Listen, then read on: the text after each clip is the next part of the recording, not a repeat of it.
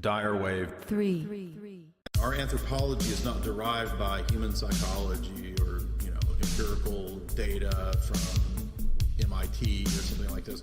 It's derived from the revealed aspect of what we see in Christology. And so there's no real way to diagnose man's problem and to understand man and man's anthropology, as I said, without the right theology.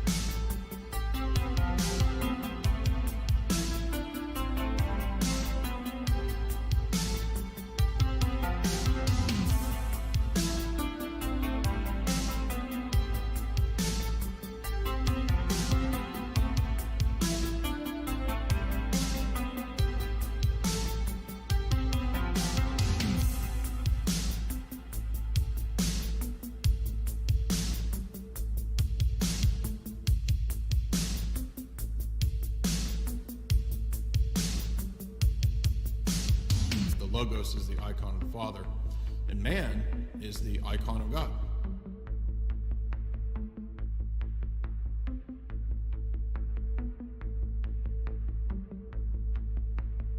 We are the image of God. Dyer wave 3.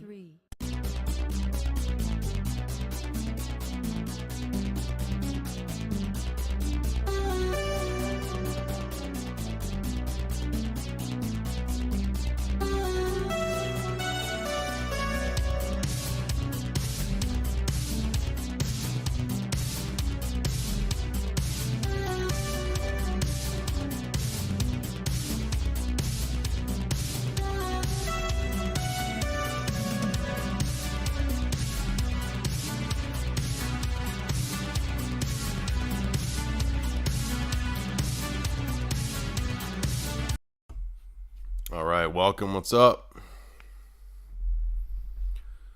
Am I crisp and clear? Can you see the blackheads on my nose? That's what I tried to do, was try to up the ante so you could zoom in and see the little microbes running around on my nose. See the little microbes, the little amoebas running around on the bridge of my nose, of my beautiful aquiline nose, whatever that means. I don't even know if I have an aquiline nose, but I do not have coof. I did have a minor cold. I don't know if people know this, but there are still colds. They do exist. I know that the world has suddenly changed. There's no such thing as that anymore. The flu and the cold, that don't exist. All there is coof in the new reality. The new reality in which we all inhabit. And so anyway, my cold is almost over, which lasted, I don't know, a couple days. But I mean, bruh, I remember the world 3 years ago when we still had our old buddies flu and cold. Remember those guys? Remember how flu and cold weren't all bad because they could build up your body's antivirus McAfee protection that John McAfee, aka our creator, put into all of our bodies to help us. You ever go down those portals where you watch, like a bunch of YouTube videos from Chills or from whoever? This is the Impossible Channel with James Fleur, right? And you watch all the glitch in the Matrix videos, and you watch like 50 of them, and then you wake up and it's 3 a.m. or whatever, and then I started thinking about simulation theory and how it's been promoted and how many people are promoting it. And we did a live stream, a couple years ago, a year and a half ago. And if we remember, I just kind of said, this is just Platonism, it's silly or whatever. But I suspect that it's going to get more and more popular, especially given metaverse, the rise of metaverse, the popularity of metaverse. And so we're going to get into my thoughts. Guess what I picked up? Now, of course, I didn't bring it in here. Damn it. Hey.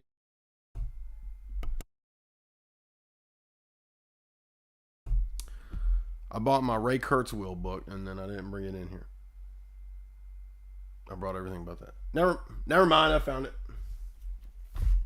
So everybody knows about Ray, right? Not Ray Charles, Ray Kurzweil. And old Ray told us 20 years ago that we see the rise of the spiritual machine. So I finally got this book, and I've read a couple chapters in it. The relevant chapters for tonight, by the way. Remember this? Now, this came out in 2000. And if you remember the Bill Joy essay that we covered, the famous essay about how the future doesn't need us, we will be Skyneted out of existence at some point if the global Silicon Valley elite don't choose some kind of new ethic. And if you remember in the essay, I did a deep dive for the members into the Bill Joy essay, and we covered all that. So I'm not going to cover that, but I ordered the Singularity book too, which everybody, I think, if you've seen Endgame, you know about this, right? We've all seen this play out. But there's some funny things in here about metaverse and the virtual reality world that is now emerging that I noticed this morning. And then also, side note, I also got Klaus's new book, our old friend Klaus, and his wonderful new system that he's proposing. So we'll be going into that in the near future. I've loaded up on more global elite books, is what I'm trying to say. And I was waiting for this. The reason I didn't it took me forever to do the part 2 for the Breakaway Civilization talk, which I am going to do, is that this finally arrived, right? Jim Keith's book on Alternative 3. And as you know, a big part of the part 2 will be analyzing Alternative 3. And then I always wanted this book. There's actually some gems in this book at the same time as this book is kind of disinformation, I think, looking back on it. But he does have some interesting gem chapters on Rhodes, Rothschild, Milner, roundtables, CFR. He himself has a chapter on disinfo. Interesting. And then he gets into his take on alternative 3, and guess what he ends it with? Yes, exactly. So I wanted this book, and I wanted to get into the book, and I think it's relevant too, especially because something that he mentioned in passing, which this was written in 1999 and then updated in 2005, is we're gonna take you to Mars. There's secret programs, secret space program that is gonna take people to Mars and the moon. Well, who has been talking about taking us in their secret space programs to Mars and the moon? Jeff and Elon, right? And Richard Branson too, maybe, I don't remember. And I'm sorry, but I don't believe that they're going to take us to Mars and the moon. I just don't believe that. And we've talked a lot about what exactly all that is. Is it an elaborate ruse, a psyop? I mean, I almost think maybe they're going to put people in like a advanced version of Disney's Mission to Mars. If you've ever been on the Mission to Mars, I mean, there's terrible CGI, and you know, Gary Sinise is there telling you that you're about to go to Mars, so it's not very believable. However, the feeling of the Mission to Mars is very believable, because you walk out of there and you want to puke, which I assume is what happens when you go into these different 1,000 G's or whatever of force. I've never been in a rocket, so I don't know what that's like, but I just don't believe that Elon and Jeffrey Bezos are going to take us to Mars. And I remember when I went on Mission to Mars, when I went out in the hallway, somebody's Mission to Mars brought back up their Disney Chinese food. And so that was a separate mission after leaving Mars, was avoiding the giant piles of puke in the hallway of Mission to Mars exit, which the entire hallway smells like puke. And I remember I've been to Mission to Mars twice, and the hallway always smells like puke. So basically you would be paying Bezos and Elon millions of dollars to ride Mission to Mars and then throw up probably. And then they're going to be like cackling in their video room, surveillance room. Like imagine like them sitting back at the big giant video surveillance and all cackling about the $50 million that they made off of the idiots that paid $1 million to ride Elon and Jeff's advanced super high-tech Mission to Mars game or ride. And they thought they really went to Mars because it was just super HD and all that. And they puked. So imagine, that'd actually be a funny skit. Like imagine you think you're going to a private NASA out in Texas or wherever, and it looks like a base, but it's just like a really fancy Disney World set thing. And you walk in and the ride, it's just a ride, but you don't know that from the outside, right? You think you're on this like freaking Buck Rogers mission or whatever, and you're just getting like ripped off by Jeff Bezos and Elon. That'd be funny. A funny skit idea. Welcome everybody. We're going to be talking about virtual worlds on this beautiful Sunday night. If you would, please leave your super chats via Streamlabs. By the way, hopefully you can see my pores and my blackheads. That's really what I was out for, was I need somebody to go through and figure out where the emerging acne is. And then I can treat myself. I can pop all those little zits, get all them little blackheads out of there, and be beautiful. I can be the kind of e-celebrity that you all expect me to be. I can exfoliate, and I can have that beautiful Kardashian skin that we all want. Is it coming in, by the way? It's supposed to be coming through in 1080 now, because I kind of have to admit I'm dumb here. I kind of thought that you couldn't do it, and then I kind of thought I needed all this equipment, and then I realized you can just change the settings in OBS. I hate all this tech crap, dude. I'm so sick of this tech stuff. It's like, is it really making our lives better? I mean, on the one hand, I guess I make a living doing this, but then at the same time, it's like, do I want to be working in the slave factory? No. Do I want to be a slave of the tech elites? No. So it's like, choose your slavery. Choose your own adventure of slavery here. Which type of slave do you want to be? Do you want to be a wage slave, or do you want to be a future robot slave under Jeff and Elon's Skynet army? I just don't know. I don't know which one I'm going to choose. I feel like I'm choosing the ones that are best for me, and then that destroy civilization, right? Like, I'm going to get, like 1,000x gains from metaverse tokens, but then I have to exchange the whole world for that, right? Like, the whole world's going to just collapse and be destroyed. But I'll have a fat bag of crypto, bro. I'm just joking, guys. I'm joking. We're going to get into metaverse, some philosophy, what I think is going on with all of this metaverse, and then where I think they're really trying to take us. Some nuggets that I found in our buddy Ray's book. And if I have enough voice left, I'm going to try to do that dang part 2 of the Breakaway Civilization tonight, because I'm way behind. It's like a month old, dude. Sometimes you get so busy, right? And then you get, oh, come on the show, which, heck yeah, I drop everything to do that, right? And which is great. And then the things get behind. Excuse me. It's not coof, by the way. It's not coof. Let's talk about now. Remember the 80s. Let's go. Let's rewind. Let's reminisce a little bit. Remember the 80s when you would go to the mall. I know not a lot of you little young children have never been to the mall in the 80s. I advise you to go to the mall in the 80s. There are videos which show you the mall in the 80s with vaporwave playing. I enjoy those videos.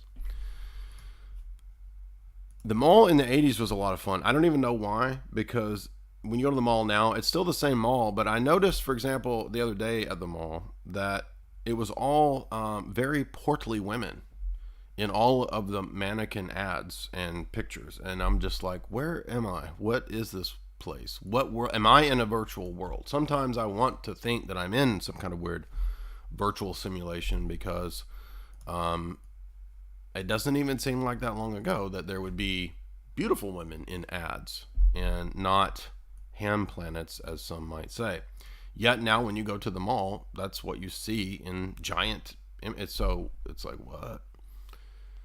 So the mall is now an assault upon my sensory perception. Even my olfactory perception is now assaulted in the mall, because I don't know what they put in the perfumes and the colognas, but the colognas and the perfumes, they irritate me. They make me sneeze. They make me cry. They make me weep. They make me feel sorry for humanity because of the colognas. And even though I might technically like John Depp's sausage cologne, every time I see Sauvage, it looks like sausage to me. I can't wear John Depp's sausage cologne. And I'm sorry to you, John Depp. But in the mall in the 80s, when it was fun, you could go, and there would be these rides in the mall, and you could go sit in the virtual reality module, and it was like, oh dude, this is gonna be so rad, dude. They're gonna roll out like VR in probably like 5 years. Right? And you thought it was gonna be this, like, the best video game system thing in like 5 or 10 years. Okay, well, they didn't roll out VR 5 or 10 years, but I do remember multiple phases where they kind of tried to roll out VR, but it was always so crappy. It was always such bad graphics, and it always made everybody freaking dizzy, like the damn tilt-a-whirl. I mean, the tilt-a-whirl is like a mind control thing. Like, I'm convinced that, and anybody that actually likes the tilt-a-whirl is a liar. Nobody actually likes the tilt-a-whirl. It's like a edgy thing that you say you like to test to see if other people are as edgy as you. Or it's a way to test to see if people are just freaking liars, dude. Because there ain't no way you could like a ride that just makes you puke. It's like a Walmart trailer park version of Mission to Mars. Oh, you can't afford Mission to Mars and that $200 biometric Disneyland ID identification entrance fee? Come over here to the Poor Kids Park, aka the Carnival, aka the Carney Run. By the way, why would you trust those people to put those rides together, dude? I remember when I was in high school, I was like, man, these bunch of meth heads over here running this thing, and I'm gonna trust them to put that thing together?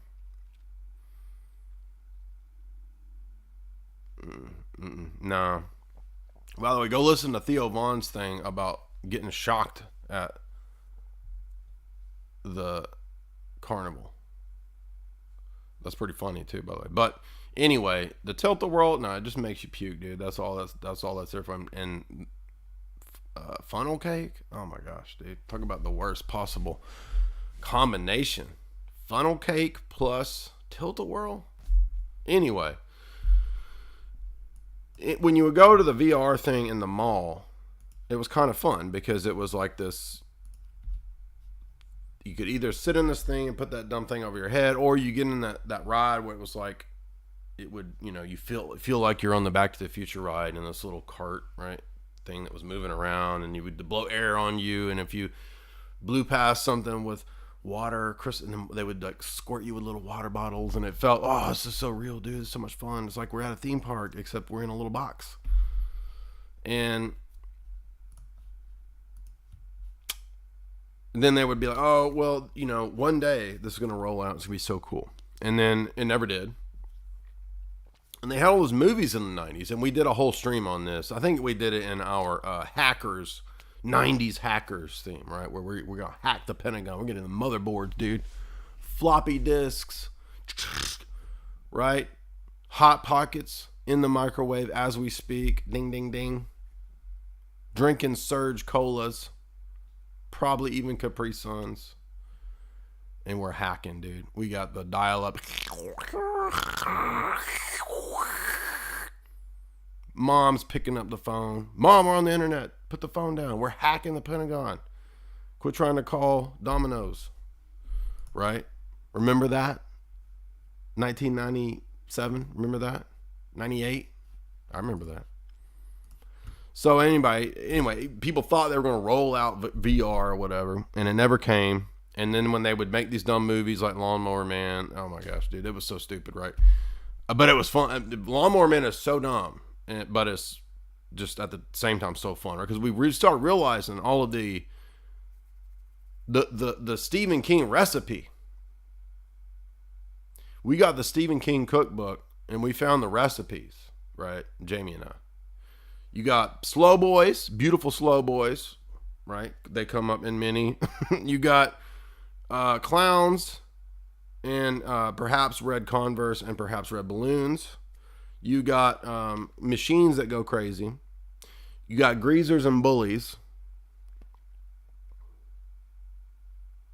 What else does Steve King recycle? Kids that are into baseball cards and evolve and to have powers. Right, and again, this is just the Stephen King recipe recycling bin, where it's just like churns this shit out, right? Like a meme generator of the Stephen King recipe. We realized, and you go watch them now, and you're gonna see it, right? What Dreamcatcher, Slow Boy, Aliens, forgot Aliens, Dead Animals. That's a favorite of his. The Alcoholic Writer. The Alcoholic Writer? Bro, get rid of that dude. That's a bot. We're getting attacked by the bots because we're coming after the bots. Anyway, remember Job in Lawnmower Man? Oh my gosh. And then we were watching, sometimes they come back, and a slow boy who's a lawnmower man, he mows lawns. I thought it was going to be the same dude from Lawnmower Man, because Stephen King likes to have the same people, right? And it's a slow boy gets eaten by the lawnmower. Sometimes they come back again. It was so dumb, dude. Oh my gosh. But anyway, even Steve King was in on this in the 90s. The virtual world, dude. We're gonna it's gonna be like I'm trying to think of a game where what people thought it was going to be like. And then there was all those hacker movies, right? We've covered the hacker movies many times, right? We did The Net, we did Johnny Mnemonic, Ghost in the Machine, all of which are just so bad they're actually good. There was actually some really wild stuff in The Net. Remember that, which we didn't expect. But Lawnmower Man, Hackers, and Johnny Mnemonic actually talk about the Illuminati. Remember that? That was kind of weird. That was part of the downloads. And then that dolphin. Remember that dolphin? What the heck is going on with this dolphin, dude? Like some John C. Lilly stuff with Kianko over there kind of just rubbing up to that dolphin. What? Remember that? Whoa. I love dolphins, right? That's some John C. Lilly level crap right there. Anyway, so back to virtual world. I'm going crazy today. I'm going crazy. Everyone's like, what's he on? What's he do? I don't do anything. You know what I'm on right now? Cold virus, and not the COVID. Cold. That's what I'm on right now. Cold. I got that cold virus energy going right now, baby. So anyway, and then there was another phase. I remember this where even maybe you go to the mall like in 2003, 4, 5, and then they try to roll it out. Oh, virtual reality, dude, look. And it would be like GameCube level, right? Where it's like you're looking it's GameCube level.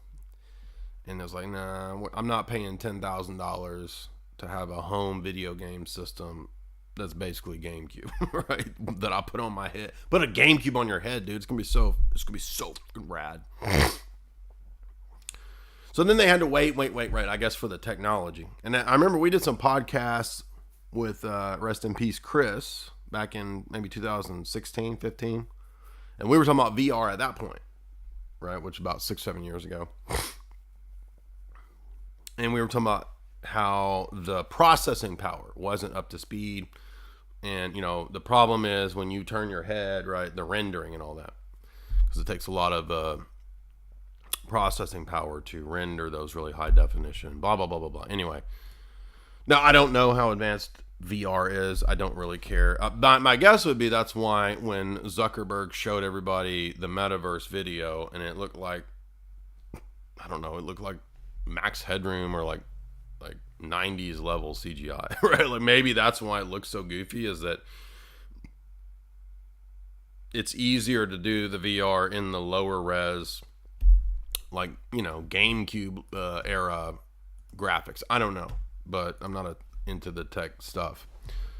But that's what people say. And actually, Ray mentions that too, right? He mentions the problem of the processing power. There's also the problem of people getting freaking nauseous too, right? Like the really high def VR, I'm told, I've never done it, but they say that it makes you really sick, right? So then then you got that, and then you got Ray talks about the problem of the tactile, the senses. So for this to work, they want to ultimately to have a fully immersive experience. So they want all of the senses to somehow feel or get the impression of those things. And that's why in Ready Player One, he wears the suit, right? And he's got that treadmill or whatever that he's doing. So these are all the limitations that, you know, are kind of the current state of things. And I didn't realize that to get the Zuckerberg metaverse, like that's going to be, you're going to be living in a Facebook house. So it's like a smart house with the cameras everywhere. Really? That's the only way that would work, right?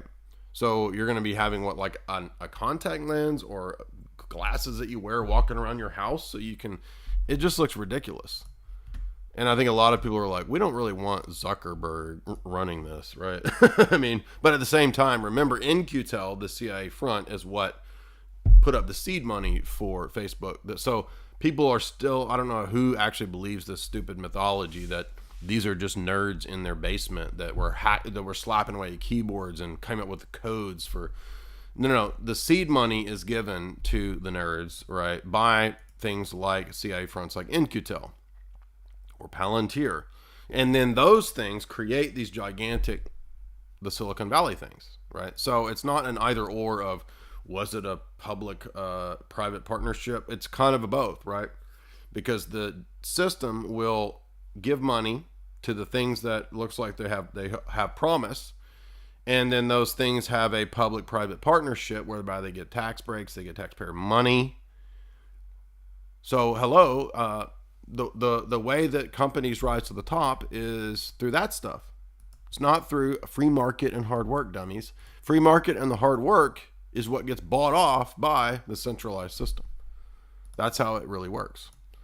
And that's why you're supposed to forget that the big tech companies were all started from CIA seed money. Everybody's forgotten that. You're not supposed to remember that. You're supposed to believe the nonsense narrative that all of this stuff just happens through the free market, right? It's not. It's all the above and none of the above. Anyway, so I don't expect that metaverse is going to roll out with the cool graphics that everyone thinks. And the metaverse projects that exist now, like Mana, Decentraland, this kind of stuff. I mean, I'm not in Decentraland. I bought Mana before, obviously, and we've talked about that. But and we did good on that, we did a 3 or 4x on Mana. But yeah, I mean, obviously the way things are right now is not the way they're going to be in the next 10 years. And who knows if Zuckerberg and, formerly Facebook or whatever, the artist formerly known as Facebook, like some Prince symbol, if that will actually be what does the metaverse, right? I mean, I don't think anybody's, unless everybody's just so stupid that they don't remember 2 years ago, which is very possible. Like, who is going to buy a Facebook house? I mean, probably some idiots, like, I don't know. Would you want to, a Facebook house that everybody knows Zuck's going to be over there, like, watching you? Right, like, what? I'm not buying a Facebook house, right? But I think they wanted to rebrand to be the face of these things, right? He wants to be the face of that. Remember how Elon wanted to be the face of Doge, and then maybe he wanted to be the face of Bitcoin. There was like, oh, I'm gonna be the face of Doge, right? So they kind of want to get out ahead to be the face of these things. Now, if you saw Cotel's stream on Metaverse, it was good. I liked it. I pretty much agree with most of what he said there. A couple areas where I might have a little bit of a minor disagreement in. The first is that I don't think that any of these things as they are themselves, I'm not saying he was saying this, but just to be clear here, there's nothing wrong with a virtual reality. There's nothing wrong with virtual systems. There's nothing wrong with the internet. There's nothing wrong with any of these things. But as we all know, they're not given to us for human empowerment. Anybody that believes that is just dumb, low IQ. Get out of here. But there is so much potential in these things, right? Like the blockchain technology, right? I mean, this is the revolution in money, right? Bitcoin, decentralized money. It's the end of that old fiat Federal Reserve. It is the most perfect way to do money with the protections against fiat, inflation, right? All these types of things. Does that mean that it's infallible? No. But again, humans can invent things that are very good. They can invent things that improve upon previous systems. Electricity, right? I mean, electricity was a tremendous innovation in human civilization. Tesla, these kinds of people. So, advances in medicine, right? There's great advances in medicine. So God gives us these things. There's nothing wrong with these things. And humans using their, creativity, their intuition, blah, blah, blah, to come up with better ways and better systems is great. But we also have to realize that there's dangers with these things, and the dangers can be, number one, when they're centralized. There's nothing inherently wrong with centralization. But when it comes to money systems, when they're centralized to an extent that a single family, a single entity controls all of it, there's just so much temptation, so much power for that one entity that human corruption gives way, and they will exploit that. They will run up debts. They will destroy. Can become a weapon to hold people hostage and to destroy civilizations and economies. So centralized systems, systems of money that are not tied to anything hard, and Bitcoin is tied to, it's an asset that's tied to math. The math is the asset. So it is tied to something hard. When you understand that different types of things can be hard currency. Anyway, so the first concern is that the problem isn't blockchain, the problem isn't crypto or virtual reality. The problem is the centralized management and control of all those systems. Because as everyone knows, when there's the centralized system, they're just going to kick anyone off that does anything that the system doesn't like. And everybody already knows this.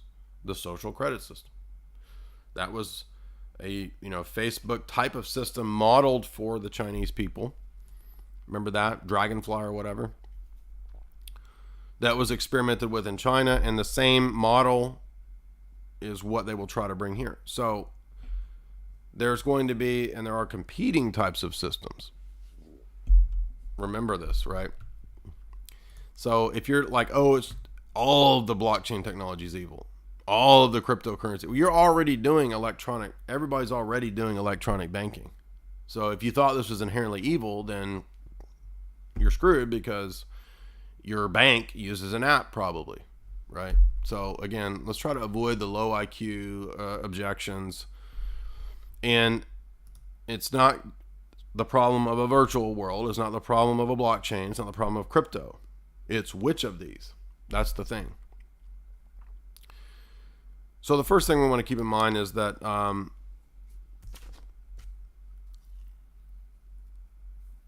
what's going to happen and what we're going into is really complex, and it's really difficult, because what they're going to do is they're going to begin to question and get us to question what reality is. That's the big takeaway here, okay? And what they're going to try to do, and I've been thinking about this more and more from studying surrealism, especially surrealist cinema and surrealist art. If you like David Lynch, you're very familiar with this, right? And Lynch's influence are people like Cocteau and these different avant-garde surrealists, because the philosophy of surrealist filmmaking is about the questioning of reality, right? Which is a good thing. Nothing wrong with that. But the problem is that then what can happen is the system wants to give us a new idea of what reality is. What is reality, bro? And I think that we've begun to see the gradual implementation of new ideas of what reality is. So if you know philosophy, you know that from the time of Hume Kant, that the notion of you being able to access external reality in itself is called into question. That's an illegitimate move. You can't know that. It's not possible.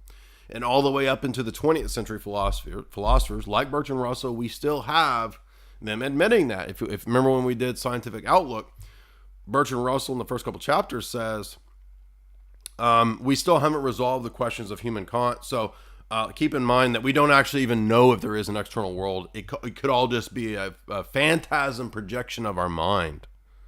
Ooh, interesting. Now, simulation theory didn't exist in Bertrand Russell's day. Obviously, they didn't have, computer technology yet. But what he's hitting at there is the same idea. And it goes back to Kant. And ultimately, yes, you could go back to the ancient Gnostics or the ancient Far Eastern religions. Oh, this world is an illusion, dude. It's a dreamscape, man. Which is the very thing that the avant-garde surrealist filmmakers were trying to say. What if there's no distinction between the waking state and the dream state? And surrealist art was always intended to raise that question. They had that view. Man Ray thought this. And some of those really degenerate dudes in the circles of like Man Ray and George Hodel, they even went so far as to say, yes, in fact, if there is no distinction between the waking and the dream state, then I'm not accountable for my actions, because I'm not accountable for my actions in the dream state.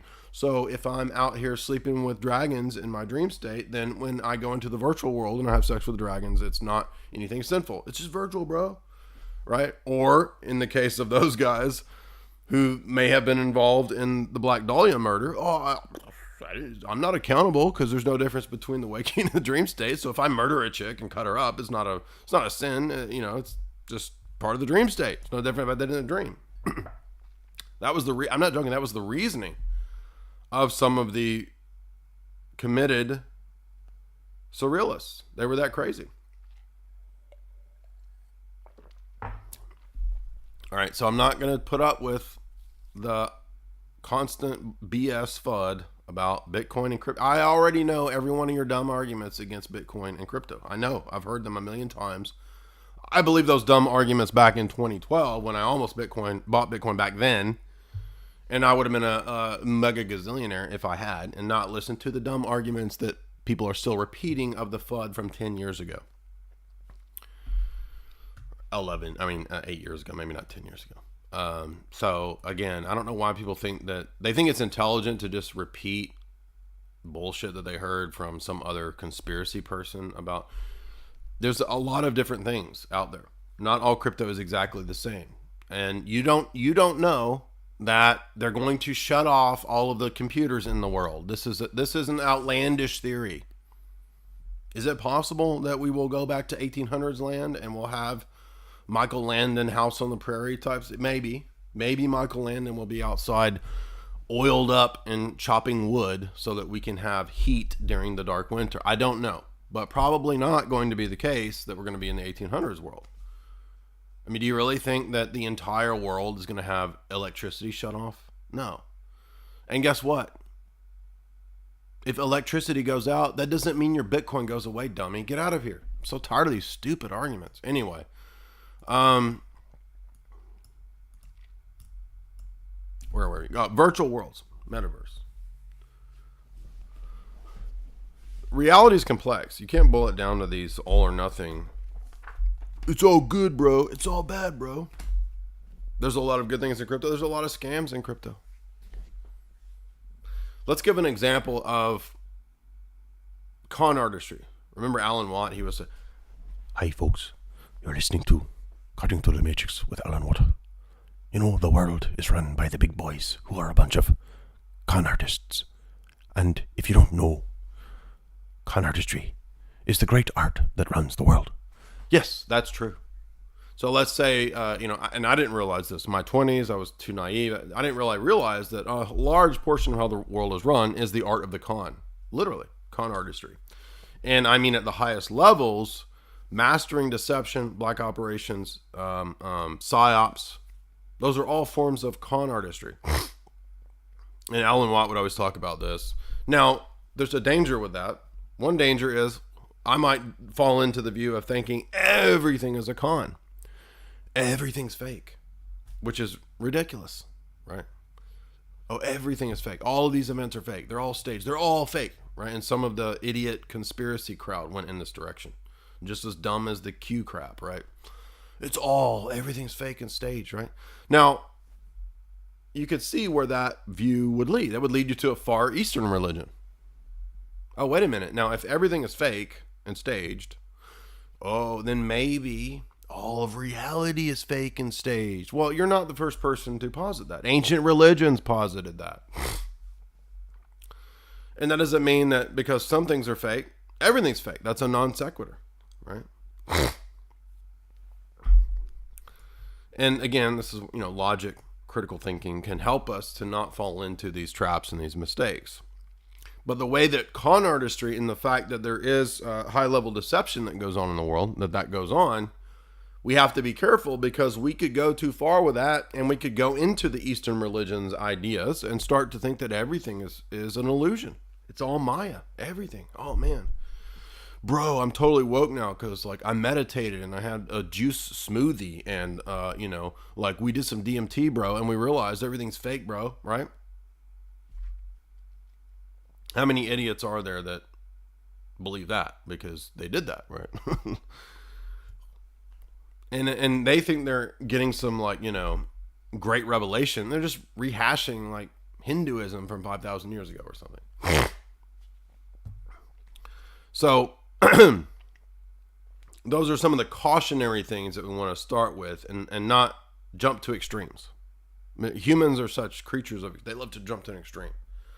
So, for example, we see this a lot in philosophy, where we see people getting a bit of truth or a piece of truth, and then they think that explains everything. Right? Oh, everything is couched under this explanation of fakery, Maya illusion. Oh, everything's a dream, bro. Everything's controlled by the Illuminati, bro. Right? Because humans like those kinds, and that's just as dumb as the scientism crowd that says everything is matter, bro. It's matter and motion, dude. Everything is just stuff, dude. Well, that's just as dumb, because humans like to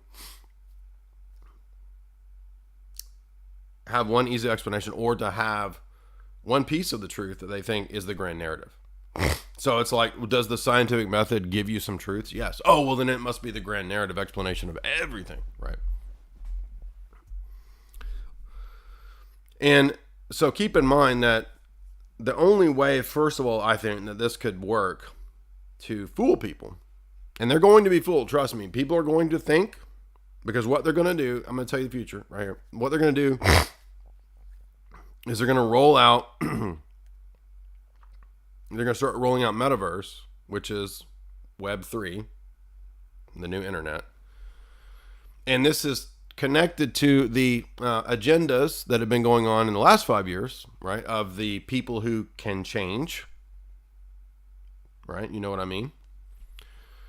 And so now you see, well, we don't actually know what biology tells us actually is the case. Magical thinking.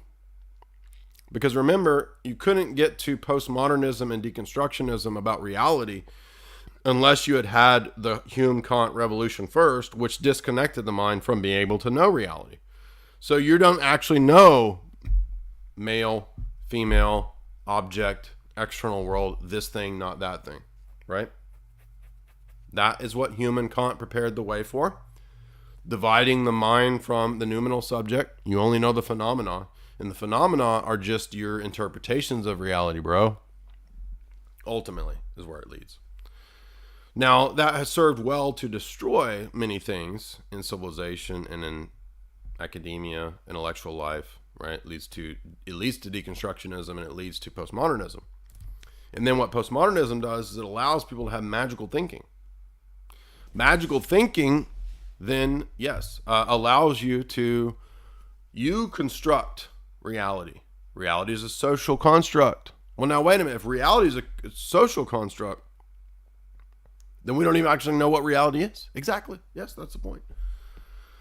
So the point was to destroy everyone's notions of reality,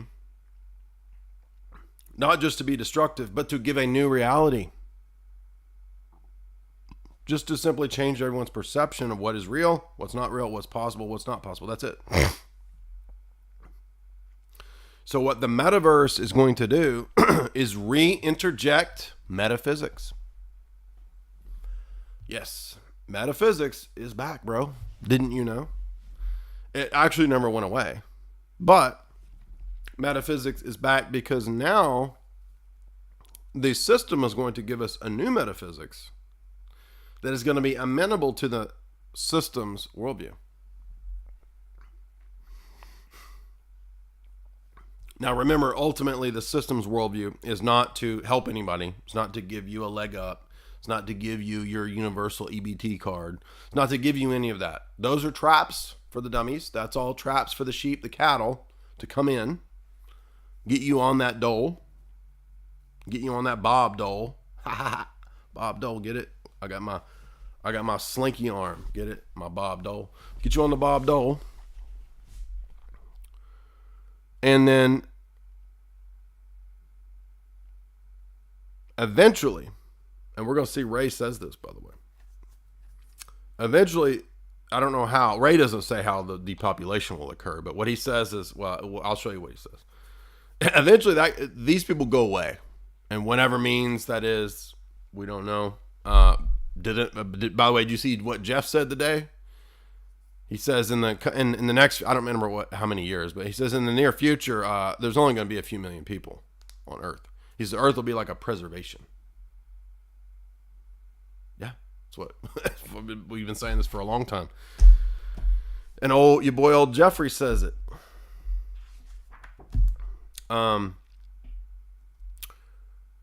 then they believe that they will be able to upload to the cloud, to this reality, to this another level of reality, right? So in other words, to redefine reality, it was necessary to destroy every previous classic notion of reality, then interject the new reality, and then that will allow you to ascend into higher dimensions. I'm not joking. This is what Ray says in the book. I read the 2 chapters on this.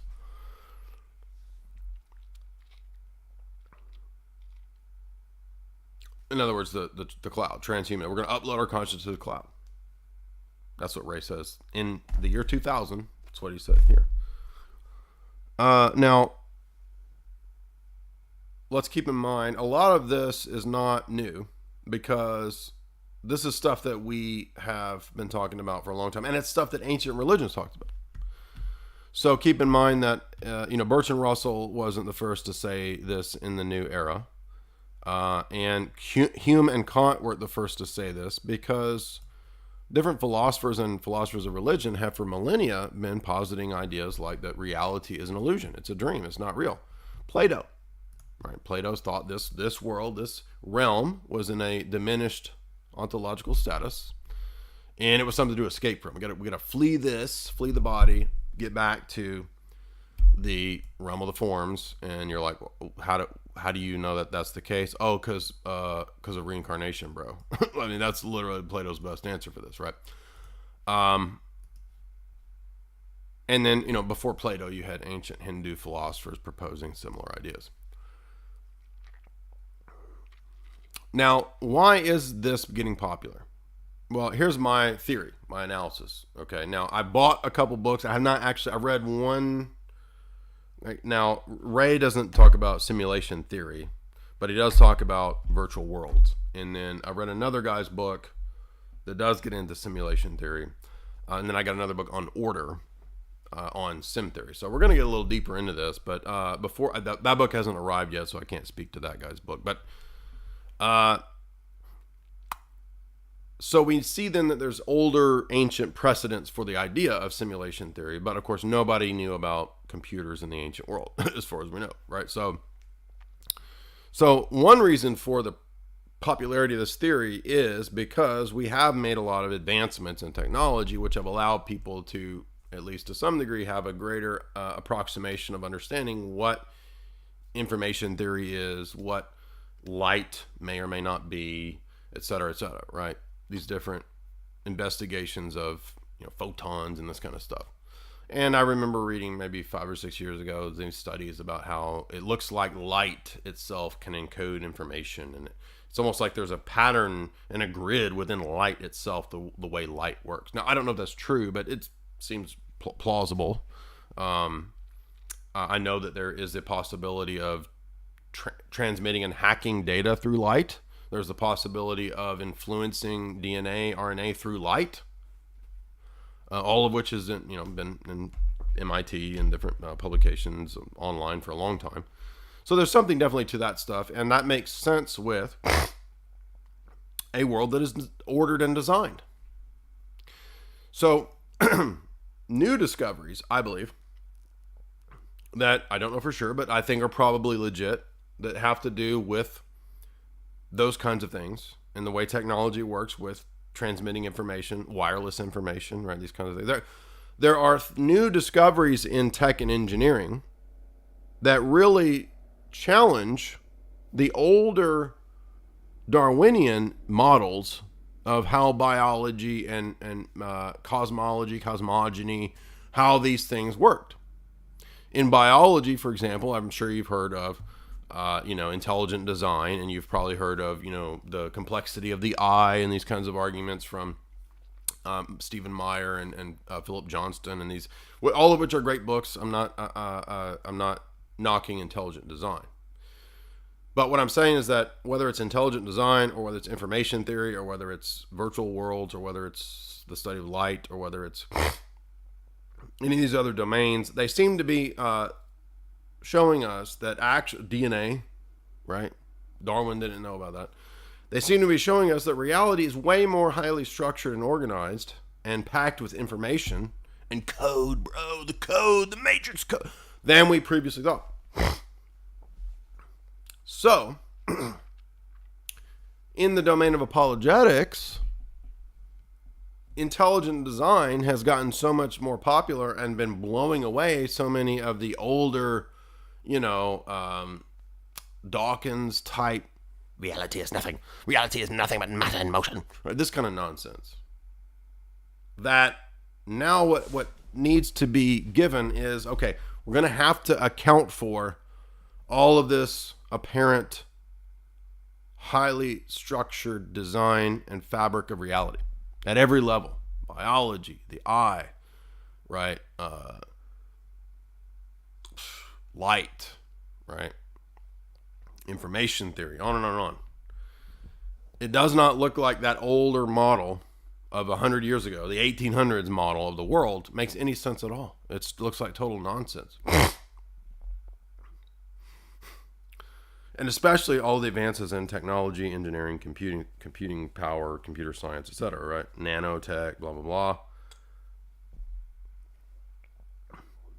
Just the wireless transmission of energy and information right there is enough to actually refute the stupidity of the materialist conceptions that were predominant 100 years ago. I mean, imagine 100 years ago telling some idiot, guy at the Royal Society that you can wirelessly transmit energy. Oh, that's preposterous. We only believe in what is physical, solid metal. Right? I mean, they would think that's absurd. And then everybody literally has this going on right now. Right now, you're watching a screen where wireless information is being transmitted to you. So, in fact, reality was much different than what we were being told, 100, 150 years ago. And now, it's obvious that at every level we see this interaction, right? RNA and DNA, they actually function like antenna. Our cells are like little antennae that pick up vibrations and frequencies. Uh-oh. And I mean, I'm not trying to get into David Icke territory, but I mean, it is true that, this is in Army War College papers on ELF, VLF warfare. And so the reason frequencies can affect humans is because we are, in many ways, antennae. And so you can cook someone's cells through, for example, non-lethal weaponry, right? Microwave guns, these kinds of things. Crowd control, for example, uses this kind of technology to make people sick to disperse the crowd. You can blast a crowd with something that'll make them puke. And these are just examples of this kind of technology that's based on these principles. It shows that the world is not the way that people thought it was in Darwin's times, right? There's different levels of reality. We don't perceive the full spectrum. That's all true. And so all of this has led a lot of people to think, oh, wait a minute. Maybe we are designed. Maybe it does all have meaning. Maybe all the events are there on purpose. There's no such thing as dead matter. But it's a simulation, bro. You see. I believe they're capitalizing on and trying to steer the obvious examples of design. Because remember, 100 years ago, 200 years ago, objections to the design argument were premised on arguing that there's just as much the appearance of non-design and mutation as there is design. That was before people could look down at the micro level of reality and so forth. Before DNA, before all those things. And then it's like, oh wait, actually there's code. Everything seems to encode information, transmit information. So that blows away that 200-year-old narrative that a lot of idiots on Reddit still believe this stuff, right? They don't know. You start arguing them about information, they start arguing them about concepts and reality and this kind of stuff, and they're lost, right? That's why so many atheists lose the arguments, because they don't even realize They're stuck in a paradigm from 200 years ago or 300 years ago. But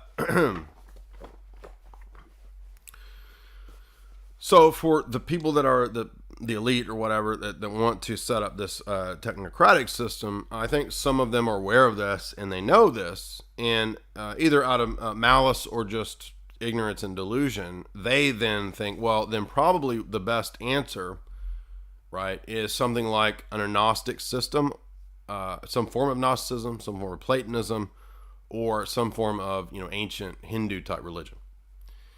And we know the Silicon Valley elite, right? They love to go to Burning Man and they love to trip. They even have their own literal secret society at Burning Man. I'm not joking. That's true. Look it up. Been reported on in the New York Times. And they go and they do DMT and acid and, go wild. Their secret society section of Burning Man that no one else is permitted to go to. And we all know what people learn when they're tripping and when they're doing DMT.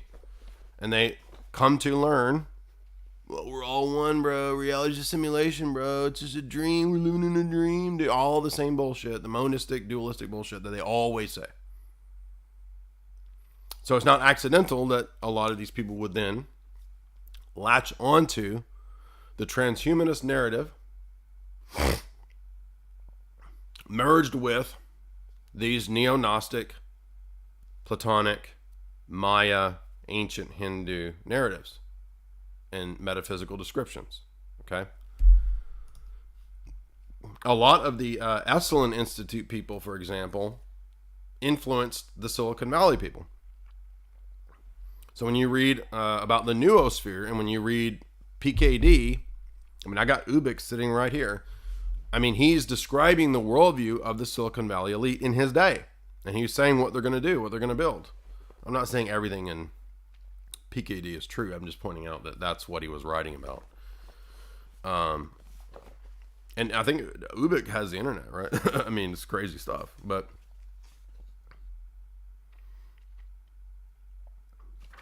so if we go to Ray's book, in the section on the virtual worlds, I noticed a few gems here from 20 years ago.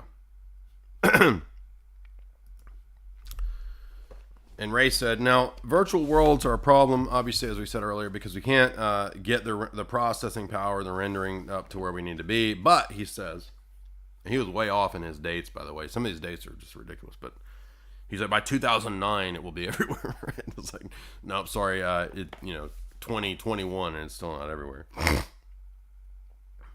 But he says, we have these problems of being able to create a suit whereby you can get all of the sensations, right?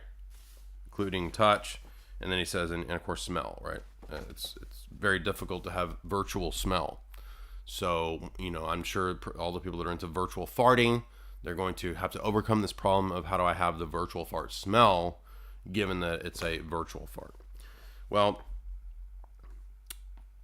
in the metaverse, he says, and yes, he doesn't call it the metaverse, but he talks about what we are seeing rolled out now. So keep in mind, not just virtual worlds, but the idea of the metaverse was planned a long time ago. And we're going to be looking at some other books that talked about it too. But Ray says that the key to the total sensory experience will not be the suit in the first generation of the rollout. It will actually be the implant. And he talks about this on page 149. And he says, yes, there will be the implant uplink that will go into your head, and you will access the internet and the metaverse through the brain chip. Now remember, the mainstream media for 20 years has made fun of people that talk about brain chips, even though it's in a Penguin Classic book from 20 years ago by the top futurist transhumanist Ray Kurzweil. It doesn't exist. There's no such thing as brain chips. Ha ha ha ha ha. Even though CBS just did an interview with the Navy and DARPA talking about nanochips that will monitor your blood, it doesn't exist. That's gaslighting, dummies. It's gaslighting. But Ray says that in this metaverse, he doesn't call it that, the virtual world, you will interact in a total virtual environment, and you will have your sim, your virtual body. And he says, ooh, you can make it whatever you want. You could be a dragon, dude. You can be a dragon. You can be a really well-hung dragon. Doesn't that sound fun? And he says, in this virtual reality, here's the key part. When it becomes an uplink matrix, he says, then we'll solve the problem of all of the senses not being able to experience the virtual world, because the neural implant, he says, will provide the simulated sensory inputs of the virtual environment, and thus will overcome the problem of smell for the virtual world. And he says, and by the way, it'll be so cool because you have a suitable selection of all kinds of bodies. You can be whatever body you want, dude. That's so body positive right now. I just feel it. I'm feeling euphoric right now. And then he says, this will be the essence of the web in the future, Web 3. He doesn't say Web 3, but that's what they're talking. That's what's rolling out now, guys. 20 years ago.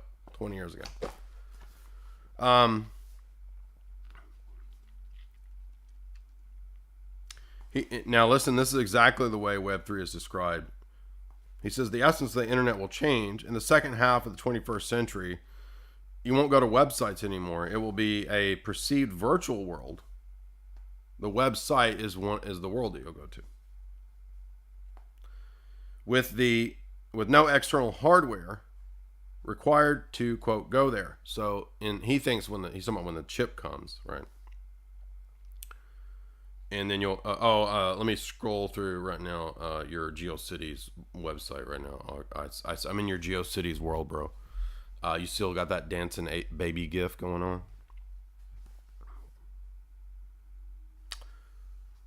And he ends it by like promoting it, the prawn element. He's like, it'll be so cool to go to Columbia Pictures website and hug your favorite movie star. Hug your favorite. Yeah, I can't wait to go give Bruce Willis a big old hug. It's always been a dream of mine, is to just hug Bjork. Who are your top 3 celebrities that you have just always wanted to hug? Whitney Houston, The Rock, Bjork, and old Matthew McConaughey. I mean, I just feel like Matthew needs a hug. And so when this is going to be so awesome to hug. We can have hug-ins with our virtual e-celebs. Maybe even perhaps some of you out there are longing to hug me. And you will be able to hug my sim. And then he says, and then for the people who want to get a little more naughty, he says maybe you can go to Penthouse or Playgirl. Ooh. I know some of y'all out there are ready to meet me on Penthouse and Playgirl. And hey, you send me enough Bitcoin and we will see about that. And you might even be able to hug me. No clothes are coming off, but you might be able to hug me. So just make a little list right now of the celebrities that you feel need a hug. Now, I'm not doing this like a hug. Like, haven't you always wanted to hug your favorite celebrity? Not shake hands, but I'll give them a hug. Okay. So then the next section is where it gets a little weirder, and he's like, from 2050 afterwards, right? So from 2050 to 2100, he says, nanotech will be what dominates virtual reality.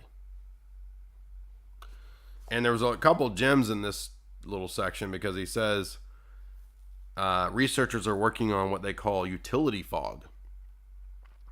So utility fog is little nanochips that can self-assemble, right? You've probably seen the videos of the self-assembling and replicating nanotech.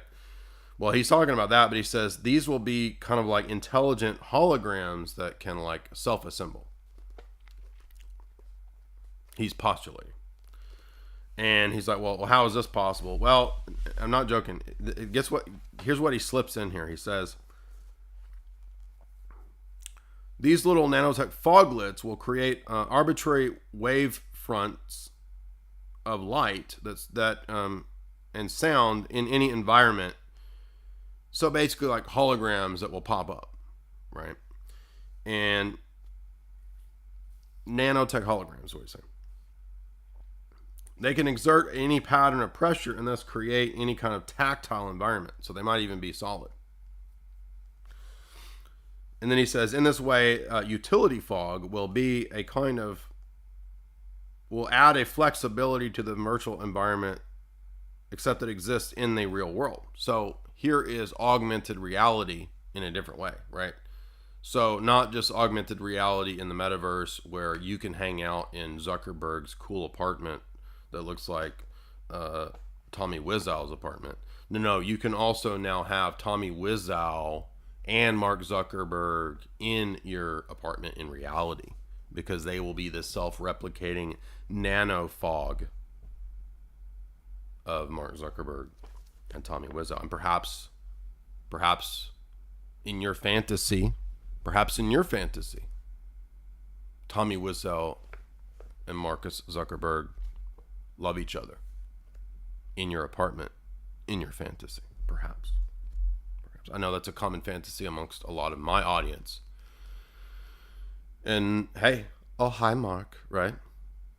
What if Tommy Wiseau all along was not saying hello to Mark in the movie, but to Mark Zuckerberg, his one true love? And perhaps you could live this fantasy in your nano fog virtual reality experience in your apartment. Again, I know that's a common fantasy amongst my audience. So here's the other weird part. He says, though, so the nano fog, hologram fog, will be able to simulate the minds of people scanned or uploaded to the cloud or into the net, the web, whatever. He says these will be called the fog people. That makes me think of John Carpenter's movie, The Fog, right? Now, so did you notice what he said there? You notice his little bait and switch? Wait a minute. The distributed intelligence of the utility fog can simulate the minds of the people scanned in. And then he goes on to talk about being uploaded after you're scanned in. So it's a bait and switch where it's like the recording of you, oh, that's you. And why would they say that? Because remember, a lot of these people are materialists. Now, I don't know actually if Ray Kurzweil is a materialist, but a lot of the materialist transhumanists, they actually think that consciousness is reducible to matter or the recordings. I mean, they're that dumb, right? They think that the number 7 is the same as 7 coconuts. Okay. They think that you're identical to the gray matter and the sounds coming out of your mouth. That's literally. So if I record you, that's literally you. I'm not joking. The scan of you is you. Like, dude, are you really? I mean, you have to be a PhD to be that dumb, right? There's a saying like, you have to be super educated to be that dumb. And that's an apt statement. No, I'm sorry, but a recording of me is not me. And I mean, that's basic, like that's 100 IQ level stuff. But now, wait a minute. How would they be able to convince a bunch of people that the recording of you is the same as you? Oh, change everyone's notion of reality. So what does the metaverse do? It gives us new ways and definitions and outlooks on what reality is. Reality itself is undergoing a transformation. So remember, Klaus saying that we will invade your biology with synthetic biology. The attempt to transform the biosphere, which is part of the geoengineering. all of these different projects and plans don't just have to do with mutating or experimenting or changing reality. They want to change reality itself, because a lot of these people believe that the mind creates reality. Now, I mean, that's obviously absurd.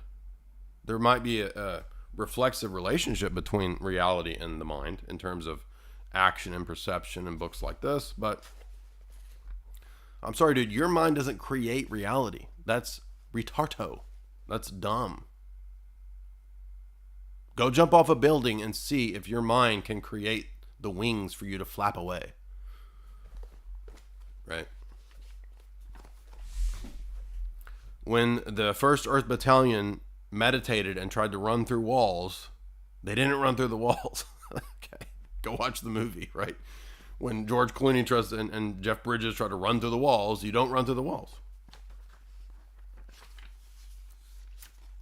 You can stare at the goat all day long. I don't think you're going to kill a goat with your thoughts, right?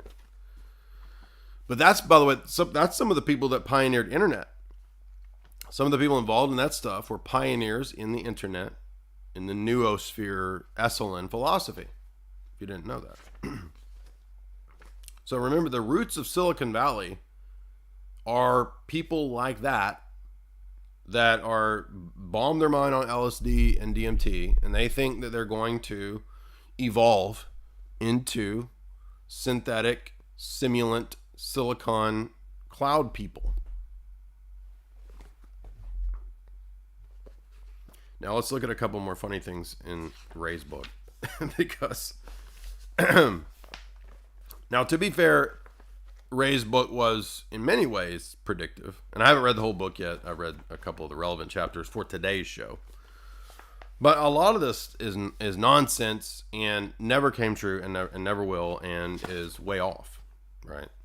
So, for example, Ray has at the end of the book a whole series of pages of a timeline, and he goes up to, let's see, he starts with, technology in the Big Bang, right? 15 billion years ago. Number one, we know that's bullshit. So Ray doesn't even know what happened 15 billion years ago. But what's funny is that this from Ray's timeline of the Big Bang to the infinite future. Could you guess what movie or series it's just like?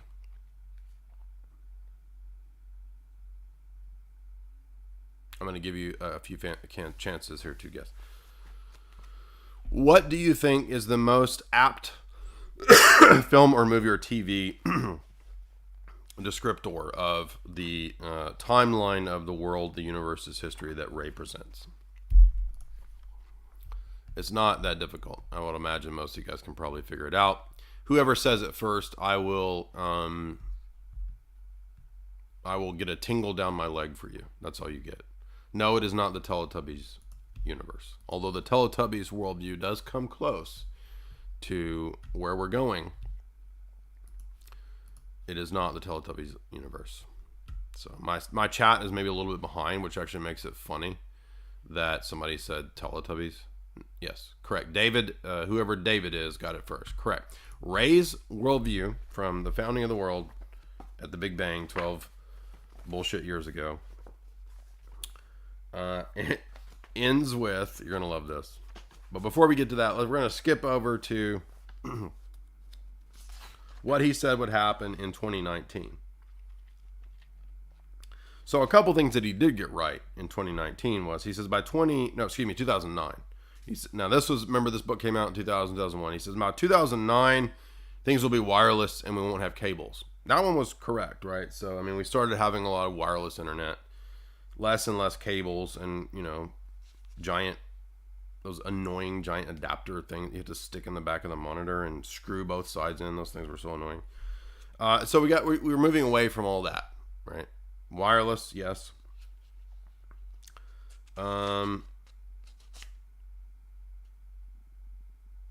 Most business transactions will take place with virtual checkouts. No. Sorry, that wasn't 2009. We're right now getting to this. So a lot of Ray's predictions are about 10 years off.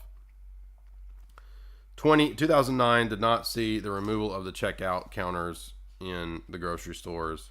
That's right now. So that started happening about 2019, 18. We started noticing, right? And they're still doing this, right? They want you to do the self-checkout.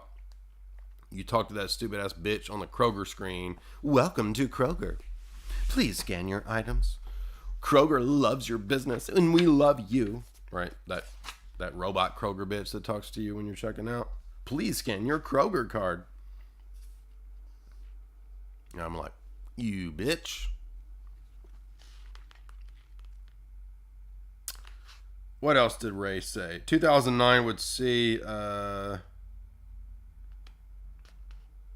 rollout, he says, of simulated courseware, and you don't have professors anymore. No, sorry. Again, we're getting to that now, but we're not typically being taught by Max Headroom, right? So I don't know why Ray thought that like Max Headroom would be everywhere, like checking people out, and but that is beginning to roll out now with McDonald's replacing cashiers, and you order through the stupid robot screens. So he was about 10 years off on that one, but no, we're not being taught by Max Headroom. Let's see. Then he says, there won't be a problem for blind people anymore, and language difficulties will be overcome because you'll be talking to all your devices. Maybe that's starting to happen okay now, but it's still pretty crappy, right? I mean, you do the voice to text, and it like you can't even make out. If you tell somebody a paragraph in voice to text, it's like gibberish. It's trying to decode hieroglyphics, right? So he's about 10 years off on that one, or more. 2009, we'll see the... What is he saying here?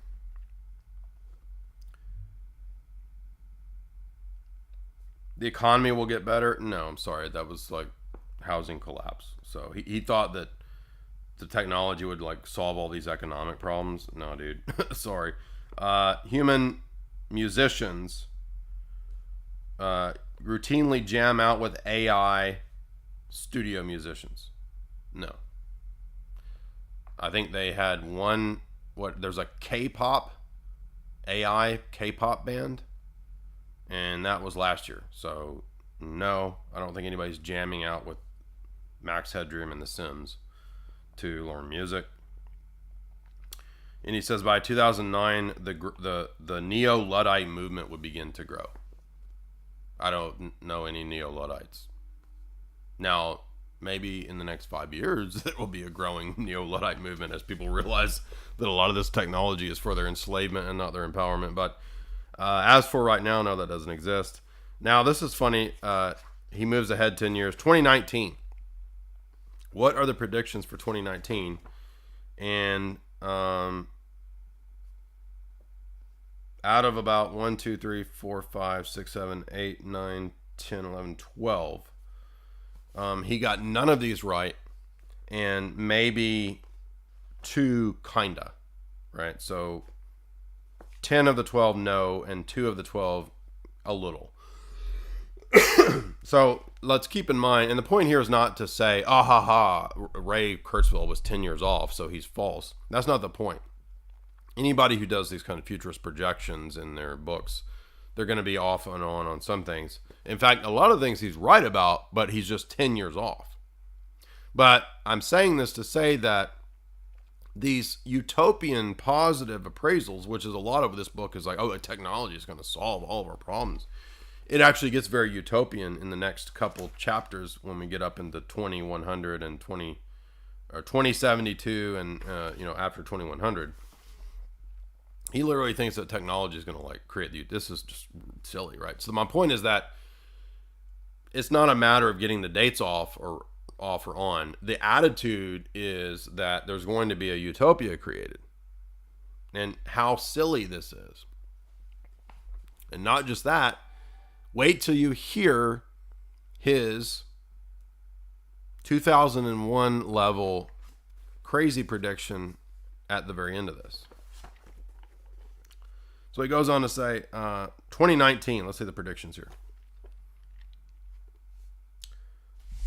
$1,000 computer in 2019 will be able to equal the human mind. No, I'm sorry, but the human mind is way more advanced than any computer that even exists today. So sorry that your piece of crap $1,000 Mac or not. I hate Windows products so much. Like, I don't know. Everybody's always like, "Girl, you got a Mac, dude." Dude, I had more crap on a Mac. I mean, on my Windows than I've ever had on a Mac. And I don't care about this stupid fight. That's all New World Order companies anyway. But I mean, come on, dude. Windows stuff is just garbage, dude. But build your own. I'm not gonna build my own computer. I have a life, dude. Build your own. If you were a true gamer, you build. I'm not a gamer, dude. Get a life. Building my own computer. Freaking nerds, dude. Nerds are gonna be the death of us all. Isaac's right about that. Now, the second one, computers are everywhere. That's true, but no, wait a minute. What does he say? Everywhere in the walls, in tables, in chairs and desks and clothing, jewelry and bodies. No, sorry. The Internet of Things is in the works, but has not rolled out yet. So no, Ray, by 2019, there's no Internet of Things yet. But Klaus has said in the next 10 years, there will be. So again, he's about 10 years off. Three-dimensional virtual reality holograms and displays will be everywhere. No, sorry. They're not hardly anywhere. So you didn't get that one right either. Here's one that he kind of got right. Most interactions with computing is through a lot of voice to voice commands. That one's kind of right. We're kind of getting to where people are talking to Alexa, talking to their iPhone, kind of, but not mainly. So that one's a little bit. Nanotech machines are beginning to be applied in manufacturing and process applications. Kinda. I mean, if you count poisoning the food with nanotech, then maybe. I mean, there are articles out about that right now. And maybe they've done nanotech stuff that we don't know about. But no, nanotech is not everywhere in engineering, solving all of these great engineering problems. So no, we didn't really get that one right either. Virtual reality, high resolution, VR, with realistic, all-encompassing, tactile environments is rolled out. No, sorry, that hasn't been rolled out. Maybe in the next few years, there will be something like Ready Player One. But I mean, Mark Zuckerberg's metaverse looks like garbage, dude. So I don't know where he's getting highly realistic environments. Sorry, dude. More like Lawnmower Man, right? Max Headroom level environments. So Ray didn't get that one right. People will no longer use paper books. No, sorry, Ray. I've not given up my paper books, and I never will, even if I live to be an old man. And there are still books. Now, bookstores are starting to go away, and they have been for the last 5-10 years. Magazines, yes, have started to go away, but no more books. I mean, come on, dude. Blind people are routinely use eyeglass mounted reading navigation systems. I don't know. Maybe that exists. High-tech stuff for blind people. I don't know about that one. The vast majority of transactions include interactions with simulated people. No, we are not making all of our purchases through Sims, although I'm sure that will come probably pretty soon. And you know they're going to choose like the worst dystopian corporate art too for you to make your transactions through, right? I mean, you saw my tweet the other day where I was talking about how all the corporate art now, have you noticed all the corporate clip art? It's all the same, and it's like all these really weird shaped amorphous faceless people. I mean, it's like next level crazy dystopian art. Like, whoa, dude. And that's on purpose. I think the people in the corporate clip art are faceless on purpose. It should be obvious one. Virtual art and is now a new emerging art market, and people are famous for being virtual artists. That kind of exists. I mean, kind of maybe with NFTs. So maybe that one's kind of there. That's the only other one he got right. His last one was there are widespread reports that computers have passed the Turing test. I don't believe it. I believe this is bullshit. Some guy somewhere probably says that he's passed the Turing test, and I don't believe that they've cloned humans. I'm a skeptic on that too. So now here's where it gets funny, because now he's going to jump to 2029, which is not too far away, right? 7 years now away. So Ray says in 7 years we will have the first thing he lists by 2029 as the norm, brain chips. The first thing he lists is brain chips. Now this one I think is worth paying attention to, because again, the mainstream media still gaslights people as if this doesn't exist and there's no plan to do it, when Ray Kurzweil wrote his book 20 years ago saying that there would be brain chips everywhere. And he says by 2029 it will be the norm. Now again, most of these have been 10 years off, even the ones he got right. So it could be, 2039 before there's the government requirement for brain chips or something. But remember, we did mention I don't have it in here, but we'll be covering it next in terms of the white paper documents, the UK's document on transhumanism. The UK Ministry of Defense partnered with the German Ministry of Defense document on transhumanism that has just come out, that is real. And the first thing it says is that in the next decade, 20 years, governments will have the policy of mandating you to get brain chips. Not joking, that's what it says.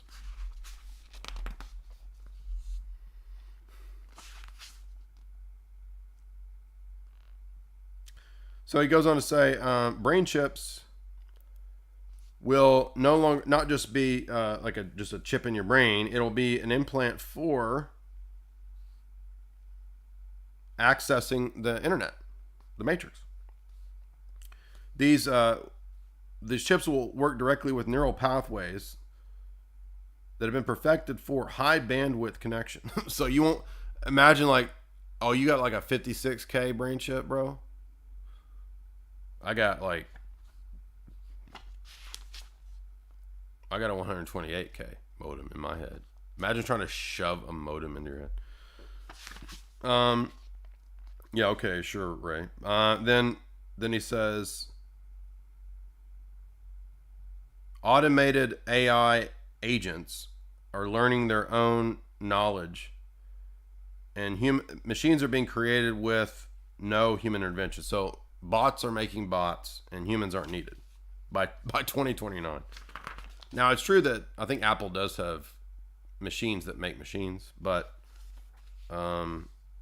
and yeah, nobody knows how advanced the AI is. But I'm sorry, even if AI gets really, really advanced, that's still not self-aware or conscious. This is so dumb. Because a robot, a computer, it's just the code that goes into you. So remember, for these people to redefine people as no different than intelligent machines, they just redefine intelligence to be code. Well, the computer is just a less complicated human brain, because the human brain is just code. And so that's just code. So therefore, human brains and computers are no different. They're just redefining the words. Remember, he said that the scan of you is you. And then he says,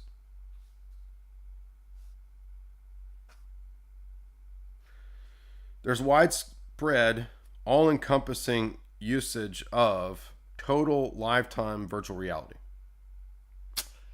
I don't know if that's coming by 2029, bro. I mean, maybe, but I don't think so.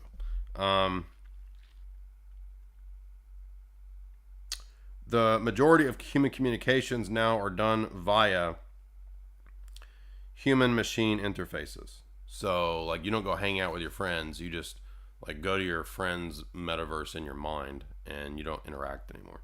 But this is only for the people that have been privileged to get the chips. By the way, he presents it as a privilege, right? He says, those who have participated in this will be part of special employment. They will be the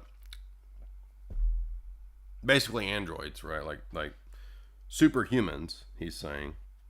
The modified humans who will be able to do things others don't. And then he says they will solve the human problems of agriculture, production, transportation. They'll have the utopia, right? The modified superhumans will have the utopia.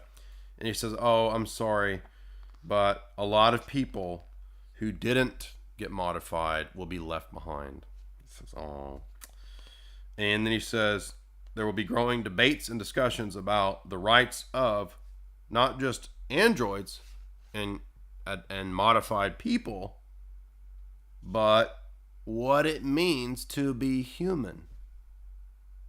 Interesting. So, what is that? That's what I was just telling you. The idea of what it is to be real is going to come into question. So, this is not just a revolution against biology, gender. It's not just a revolution against agriculture, the world, the ecosystem. This is a departure, a redefinition, and a transmutation of all of reality. That's the goal. Now you say, wait a minute, he doesn't say that. No, yes, he does. Wait till you hear the end of this. It gets even crazier. But notice what he has stuck there in the 29 timeline. He says, although many computers have now passed the Turing test, now debates rage about whether AI is superior to humans and whether they have rights. So now the debate becomes bot rights. So do you see what you're being prepped for? You're being prepped for not just moving past what it is to be human and post-human, not just saying that the bots will have rights. It's all, and none of that's even the issue. It's just anti-natalism, anti-humanism. That's it.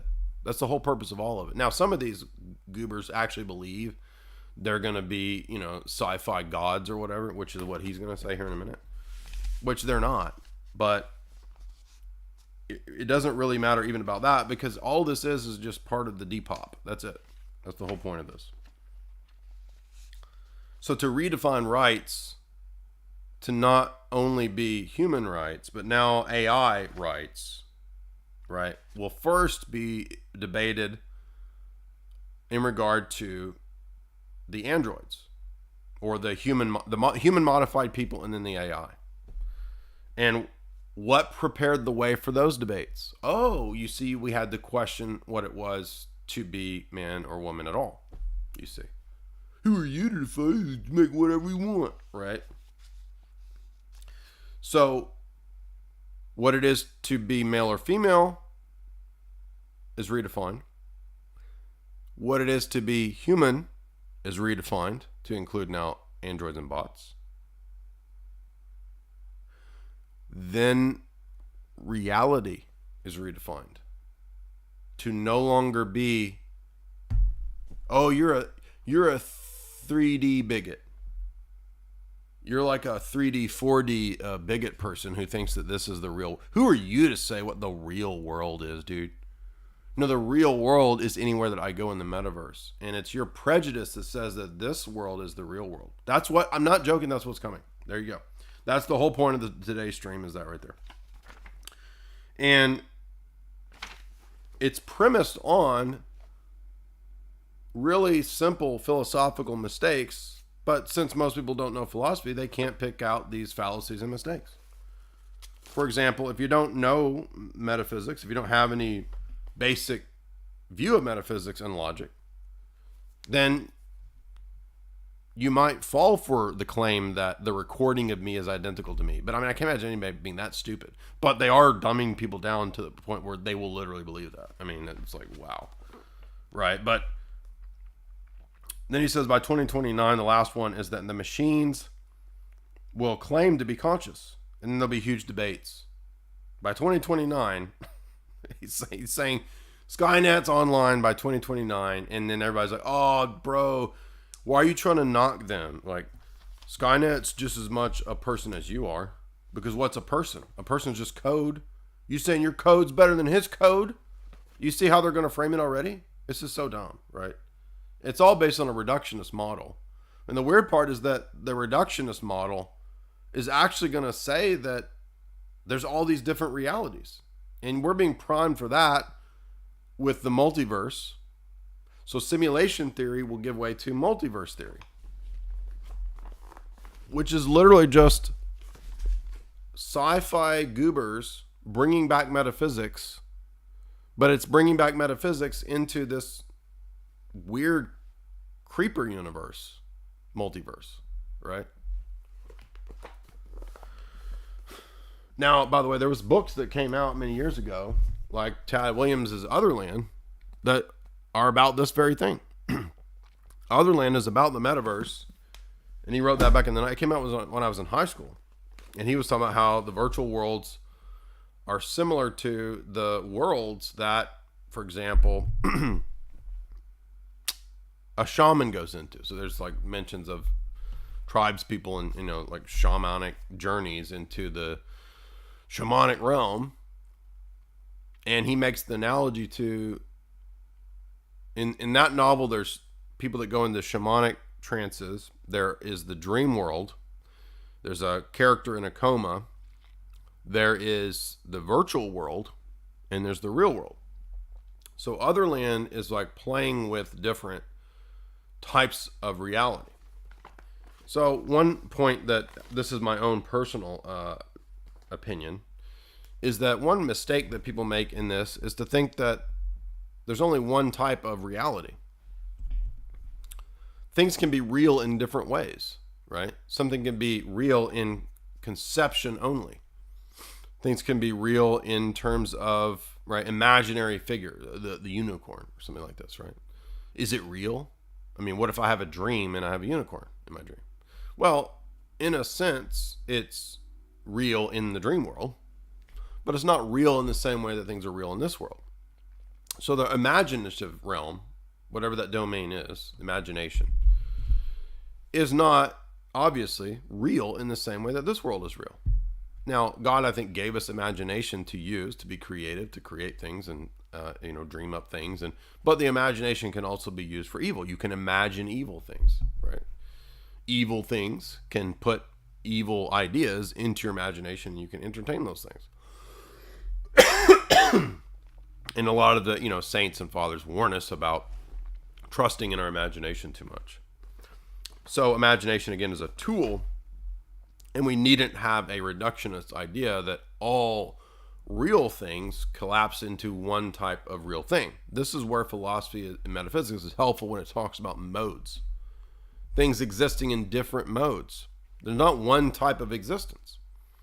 So something that exists in the mode of conception only is not identical to something that exists in the mode of 3D, objective, physical reality. But it doesn't mean that things that exist in conception or things that have immaterial existence are therefore non-existent and false. And this is the error of the materialist reductionist, okay?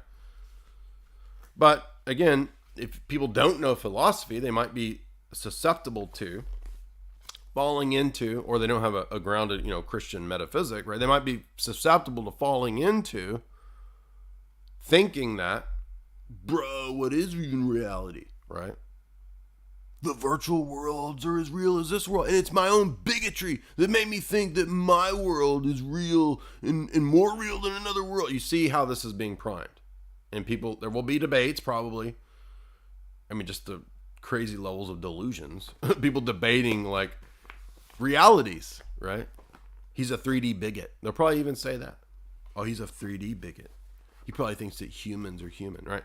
People are going to fall for this hook, line, and sinker. So beware because it's not that virtual worlds are bad. It's not the imagination that's bad. It's not computers that are bad. It's the temptation that this will be used to socially engineer people into global human slavery to the virtual realm. Now, this is a half and half. So in the second half, I'm going to go deeper into virtual worlds. I'm going to talk about Carl Jung's analysis. I'm going to talk about how it's being steered into, gibberish like, oh, maybe the aliens are our controllers and the aliens are the programmers, dude. Oh, we live in a matrix and it's like programmed by the aliens, or all this nonsense. How that's being spun. I'm going to talk about how I think it relates to dreams. I'm going to give you some analysis of different movies that make a powerful statement in this regard. Not The Matrix, other ones. We're going to talk about other things in reality like cymatics and DNA that does have structure and show the world to be designed. I'm going to go into the distinction between the created and the uncreated, that we don't have a singular chain of being metaphysic. Like everything is just on one chain of being. That's very important for our Christian worldview and philosophy. I'm going to talk more about how this is an attack on metaphysics and an attempt to redefine reality to be anything. And that will be for part 2. I mentioned surrealism, yeah. But let's close then with, by the way, leave you, if you would, your super chats here. We had a nice crowd tonight, 600 on a Sunday night. This is great. Over 600. We got up to 608, 609. If you want to leave me a super chat there, you can. My voice is starting to go, so I don't know if I'll be able to do as much as I planned to do tonight, but we'll see. So you might want, what does Ray say about after 2019, 2029, 2049? This one's getting weird. 2049, 2050. Now that's a key year in a lot of the global elite texts. We saw that as a key year in, for example, Jacques Attali's books.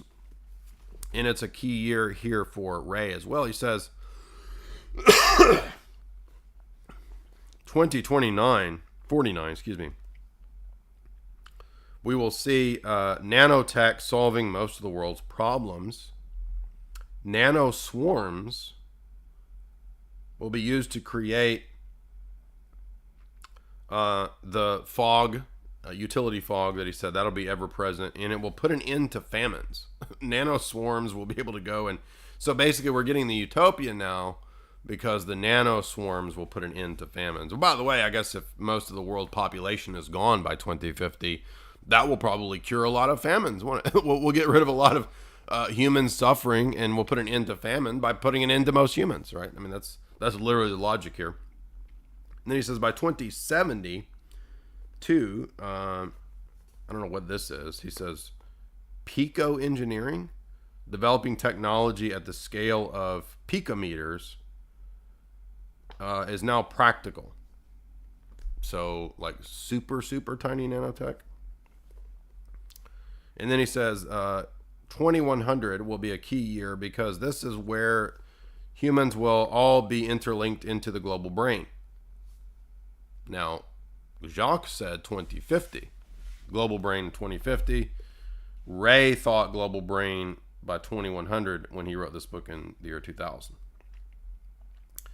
And he says that there will be a total merger of human consciousness into the global brain. There will be debates at this time about whether humans need to merge with the AI. Now, I mean, this is so dumb because, like, you're you, right? How are you going to merge? How are you going to be you if you merge with the computer? So this is like a fundamental question of the one and the many in philosophy, right? The particular, the universal, the instantiation amongst a class. I mean, it's just so absurd. Like, you wouldn't be you if you were merged with the global brain.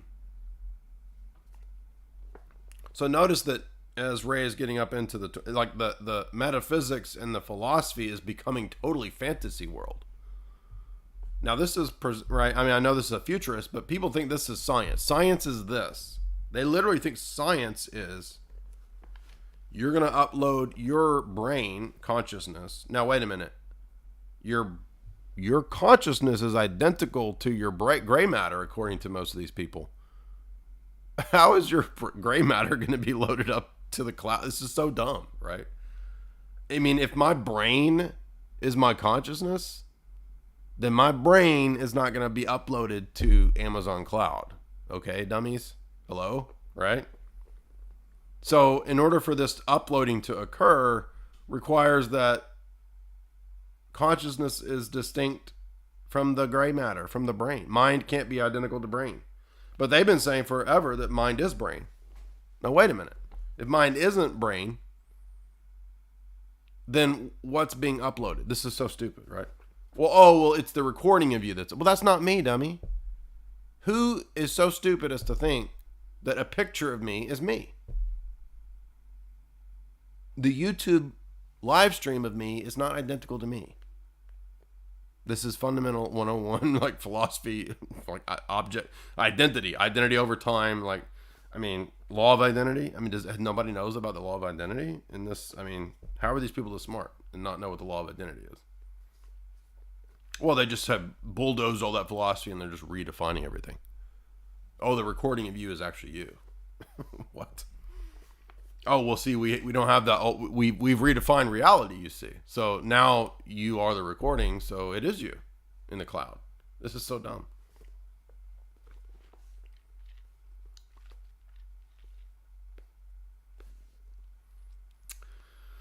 So if you would, leave your super chats. And here's where it gets really good. The global brain, there's going to be the showdown, I guess, between carbon-based life forms, and the carbon-based people are going to be left behind, and they're the bad people. They're the cavemen. You're a Geico caveman. If you haven't uploaded your consciousness, you're the lesser evolved caveman. So notice this whole narrative is premised on evolution, Darwinism still.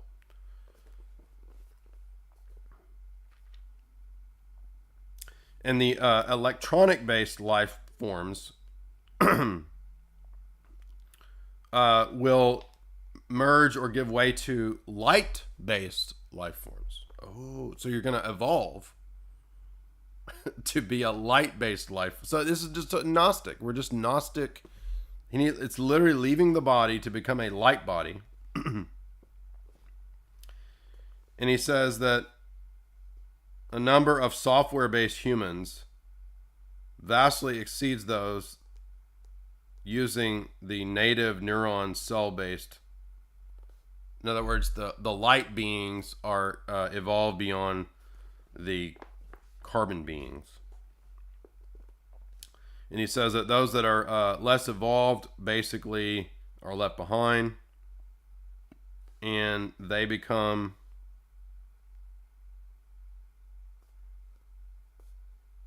I'm trying to see what it's hard to read this in this light. They become he says they become unable to even speak to their gods, the light beings. That's what he says. He says because you're going to be using such an outdated old form, it'll be like dogs barking, and you won't be able to speak to the light beings, the gods that have evolved, who have uploaded their consciousness to the cloud. This is such a stupid goober fantasy that, I mean, who is actually believes this, right? But literally all these nerds believe it because they believe sci-fi bullshit, right? They don't know anything about metaphysics, but they believe all this sci-fi bullshit. Oh, we have computers now, bro, so therefore you're going to be uploaded to the cloud, right? It makes no sense. But then he goes on to say that the lesser evolved people can't even speak to their light being gods anymore. They're left behind. And then he says, what about the year 3000? Or 4,000, 5,000? Well, at that point, the intelligent entities determine the fate of the universe. Uh-oh. So they have ascended into other dimensions now, you see, such that they will have to decide whether this universe should even exist. Dude, this is straight out of 3001. This is Arthur Clarke stuff, right? This is 2001, 2010, 3001. And then the God entities destroy this universe. Why would... I'm not joking, this is what he says. So this is just a nerd fantasy. And these people believe this delusion that they're going to evolve to become light beings that destroy the universe. That's what he says. And if you believe that, you're a dummy. And you deserve what happens to you because you believe the delusion. So anyway, I want to remind you guys too that how have I been so successful in being such a based Chad man? Well, it's through chalk.com. Literally everything I owe to chalk.com. I'm joking, by the way. Tomcat. What does the Tomcat do? Tomcat boosts T. Boosts testosterone. Shown to boost T. And it's still 60% off right now. Go to chalk.com. You can see the link there. Use the promo code J60. If you don't want to be a euphoric sci-fi goober, sci-fi, science fiction, right? Literal sci-fi men here, creatures, not men, fantasizing about destroying the universe because they got their head dunked in the toilet in high school. Literally, that's what this is. These are people who want to destroy the universe. They think they're going to evolve to being light beings and gods to destroy the universe because they got a wedgie in high school. And I'm saying the way out of this mess is Tomcat, is chalk daily. I take the chalk daily. And now, you know what? I had switched up. Maybe I got a cold because I quit using my normal chalk regimen. I don't know. But I took a break from Tomcat and daily, and I started taking Irish moss. And maybe women are better fitted for that because I'm joking. It's just jokes. Those are jokes. But seriously, go to chalk.com, put in J60, and keep in mind that this is all sourced directly from the rainforest.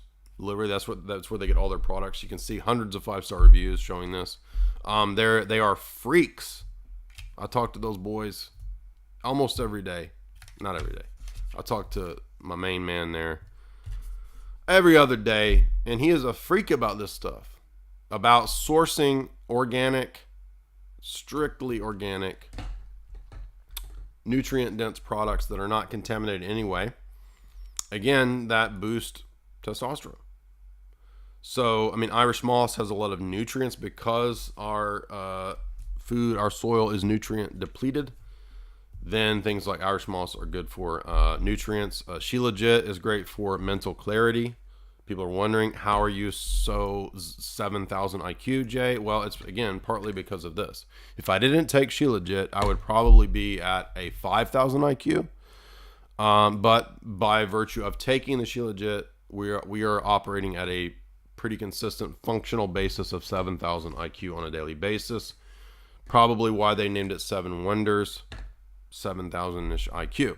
And even some of the people in the chat today happen to notice that my jokes were operating tonight at a 7,000 IQ level joke, right? Especially the Tommy Wiseau Mark Zuckerberg. That's a 7,000 IQ joke at least.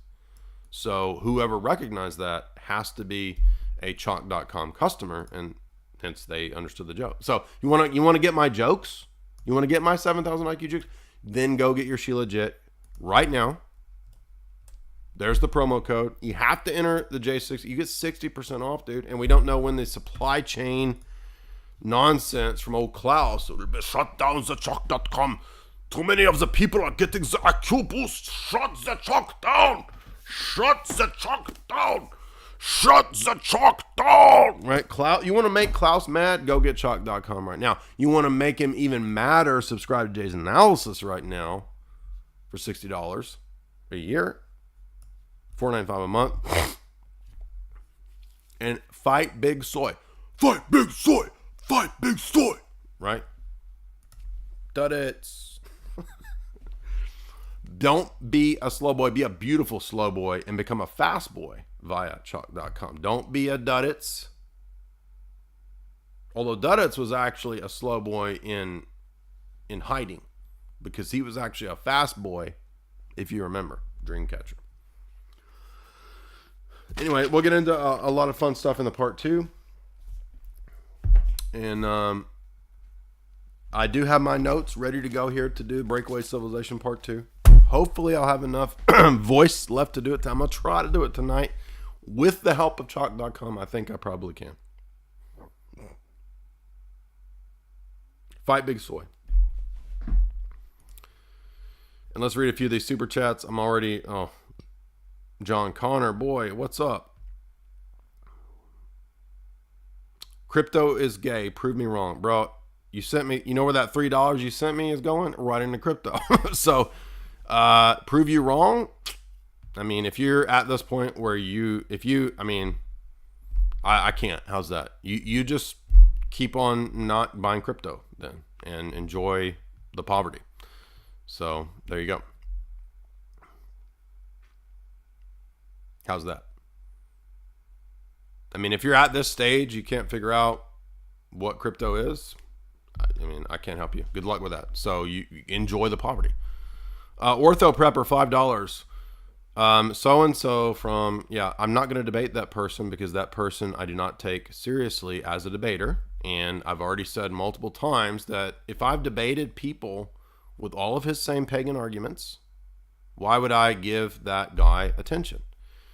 People always think, oh, you won't debate so-and-so because you're scared. You're scared. Did it ever occur to you that I sometimes don't debate people because I think their positions are so stupid that it's not worth debating? How many times do I have to have the same freaking stupid pagan debate? Do you actually think he's going to bring anything different than any of the other 5 pagans that we've debated that said all the same stuff? No. Green Feathers, $30. Great topic. Thank you, Green Feathers. Well, I think you're going to see a lot more people believing this just nonsense, this stupid nonsense about the simulation, and that we're gonna, we're gonna go into the virtual world. It's gonna be so great. I'm gonna be screwing so many dragons. I can't wait. My coon pod I'm shaking in my coon pod right now. People are gonna fall for this hook, line, and sinker. Unfortunately, Palantir, $3. Can you comment on the interplay of the physical and spiritual in the ascension of Christ? Well, I mean, the most obvious is that matter isn't bad. Matter isn't lesser reality or something gross or to be fled from. And we see at the end of Ray's book that that's what he says, right? We have to transcend matter, and the humans that remain in carbon-based life forms will be like Geico cavemen and unable to talk to their light-being deities that have evolved beyond them. AKA the nerds.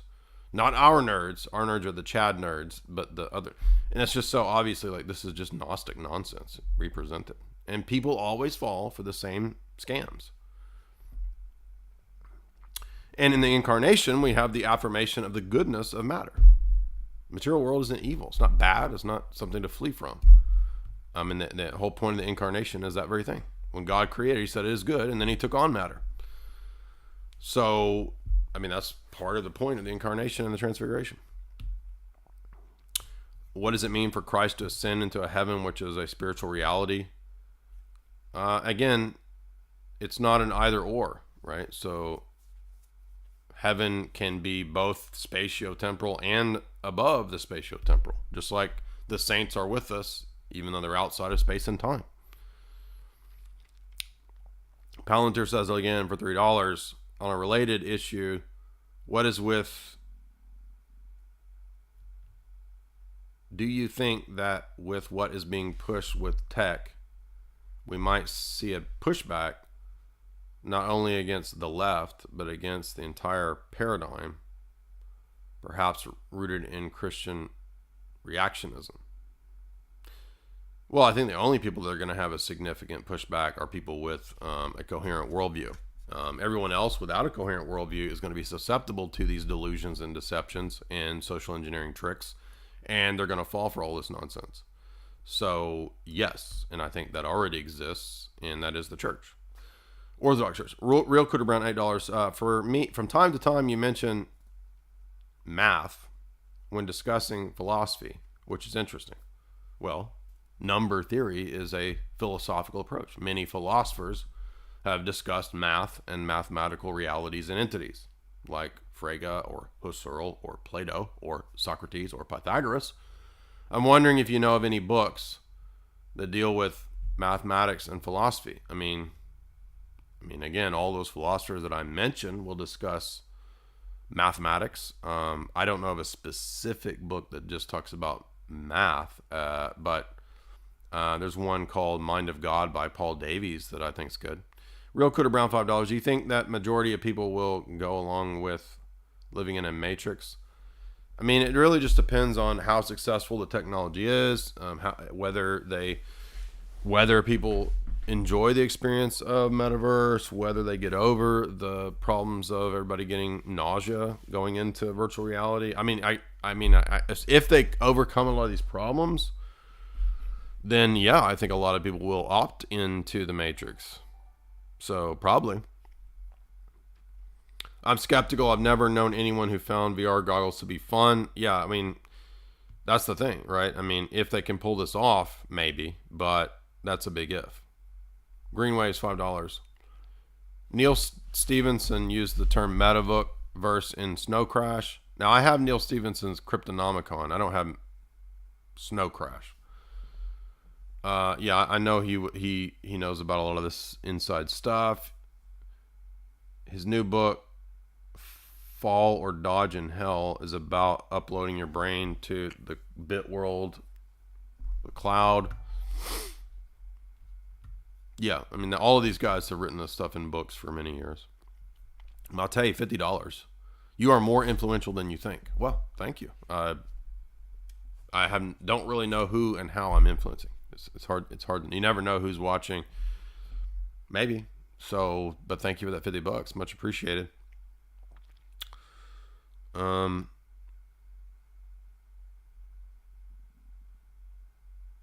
Rianu Keeves. That's a cool name. $5.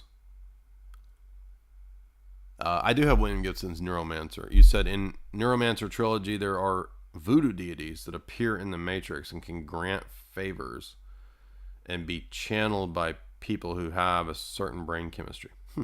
Interesting. Now we know William Gibson's am I thinking the right thing? Neuromancer is that I getting wait, isn't Neil Gaiman has something like this? What's William Gibson's thing? I'm getting all mixed up with all these sci-fi and nerd books. Anyway, I think I know what you're talking about, but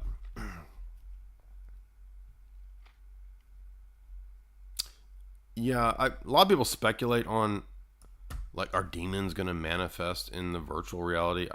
I don't know. What about D-Wave? I don't know. I don't have any opinion on any of that. I don't know. I mean,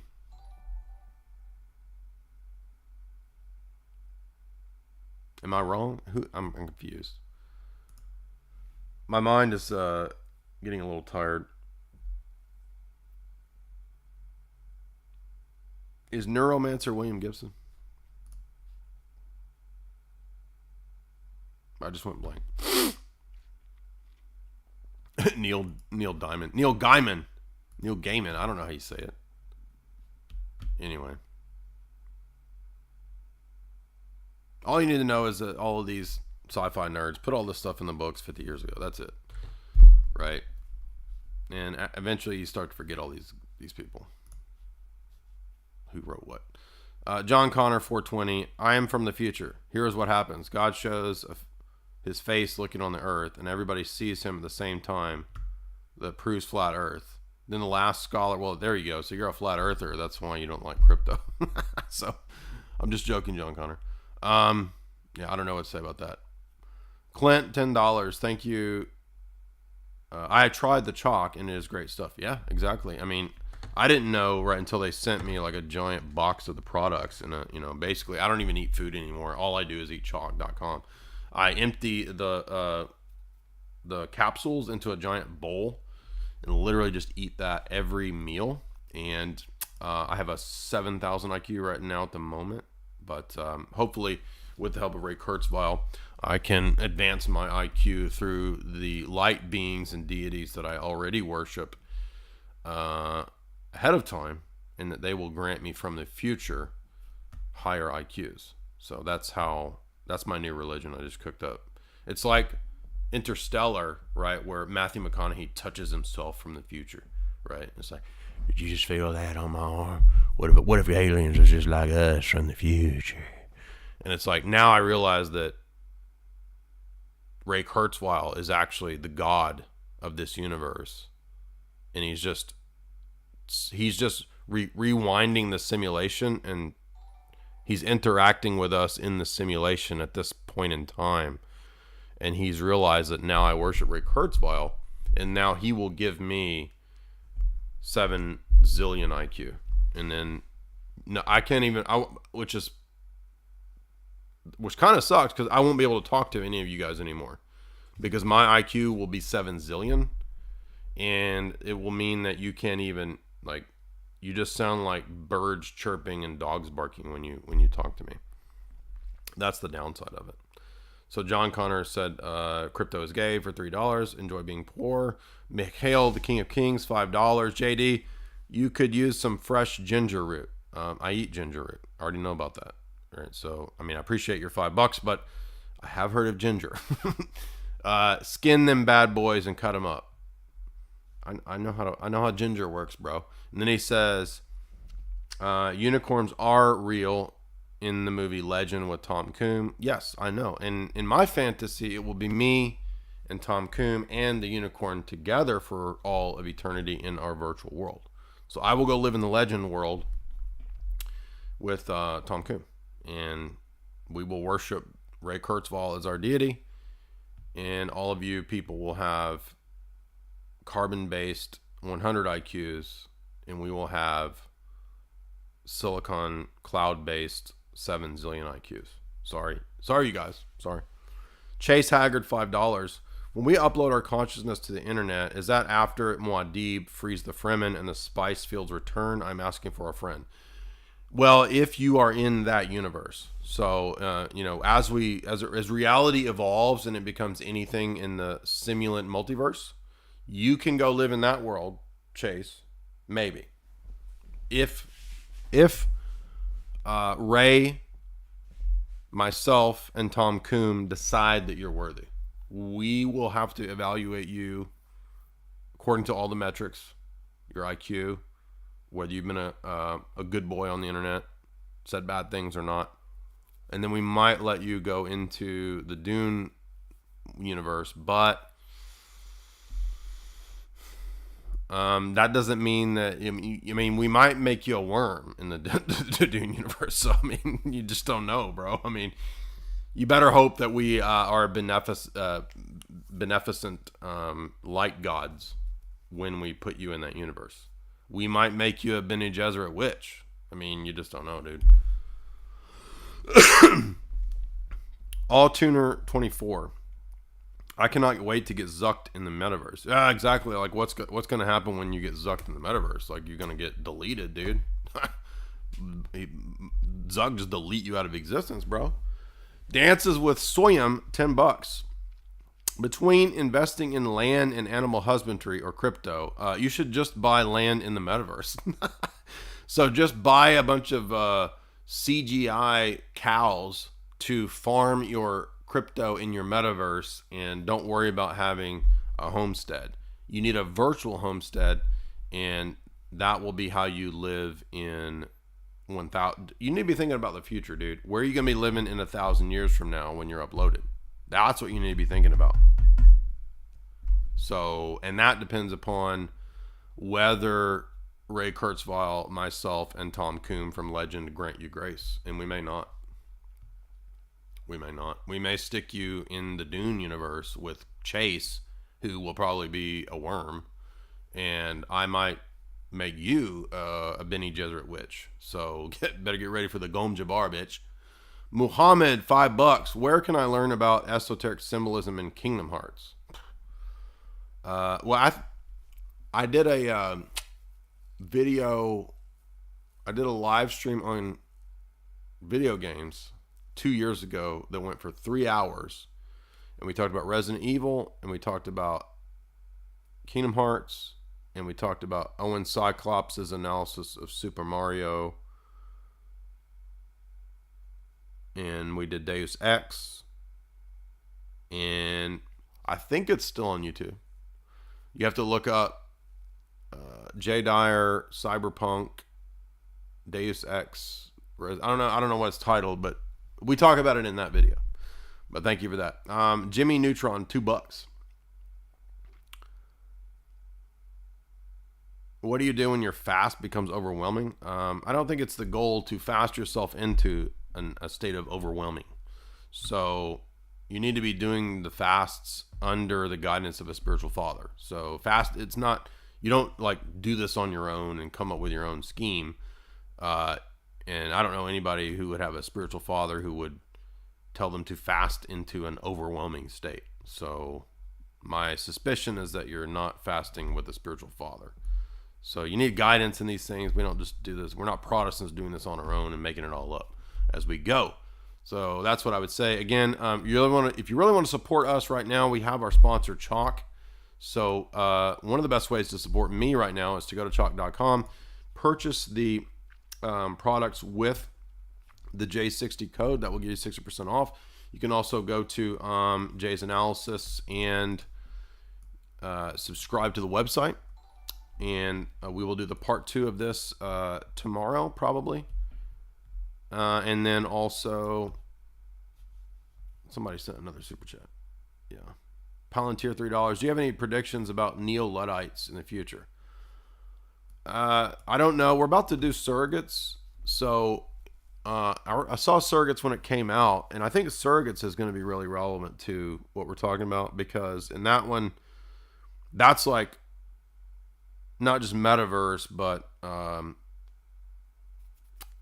what's the word I'm looking for? Augmented reality, basically, right? So all of these things, for at least in this phase, are going to be tied together. And so metaverse, augmented reality, synthetic worlds, virtual worlds, eventually they're all going to get blended. That's what Ray says, right?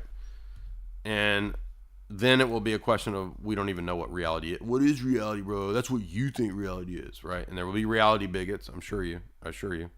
And so I imagine, like we see in surrogates, there will be a kind of neo-Luddite or the anti-machine people. That's actually in a lot of the sci-fi too, right? Like every sci-fi dystopia movie has the human revolution fighting the machine, right?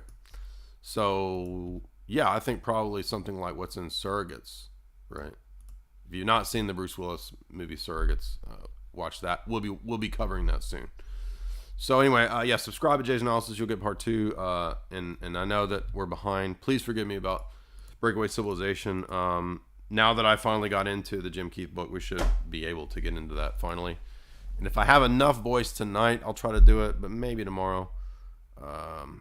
Anyway, thank you guys so much. Be sure and like, share, comment. Tell me what you think about virtual worlds. I got a lot more because I got a book we're going to go into that I have read on it. And then there's a book coming that hasn't arrived yet that I ordered on Amazon, unfortunately, about virtual world, simulation theory and virtual worlds. So look for that.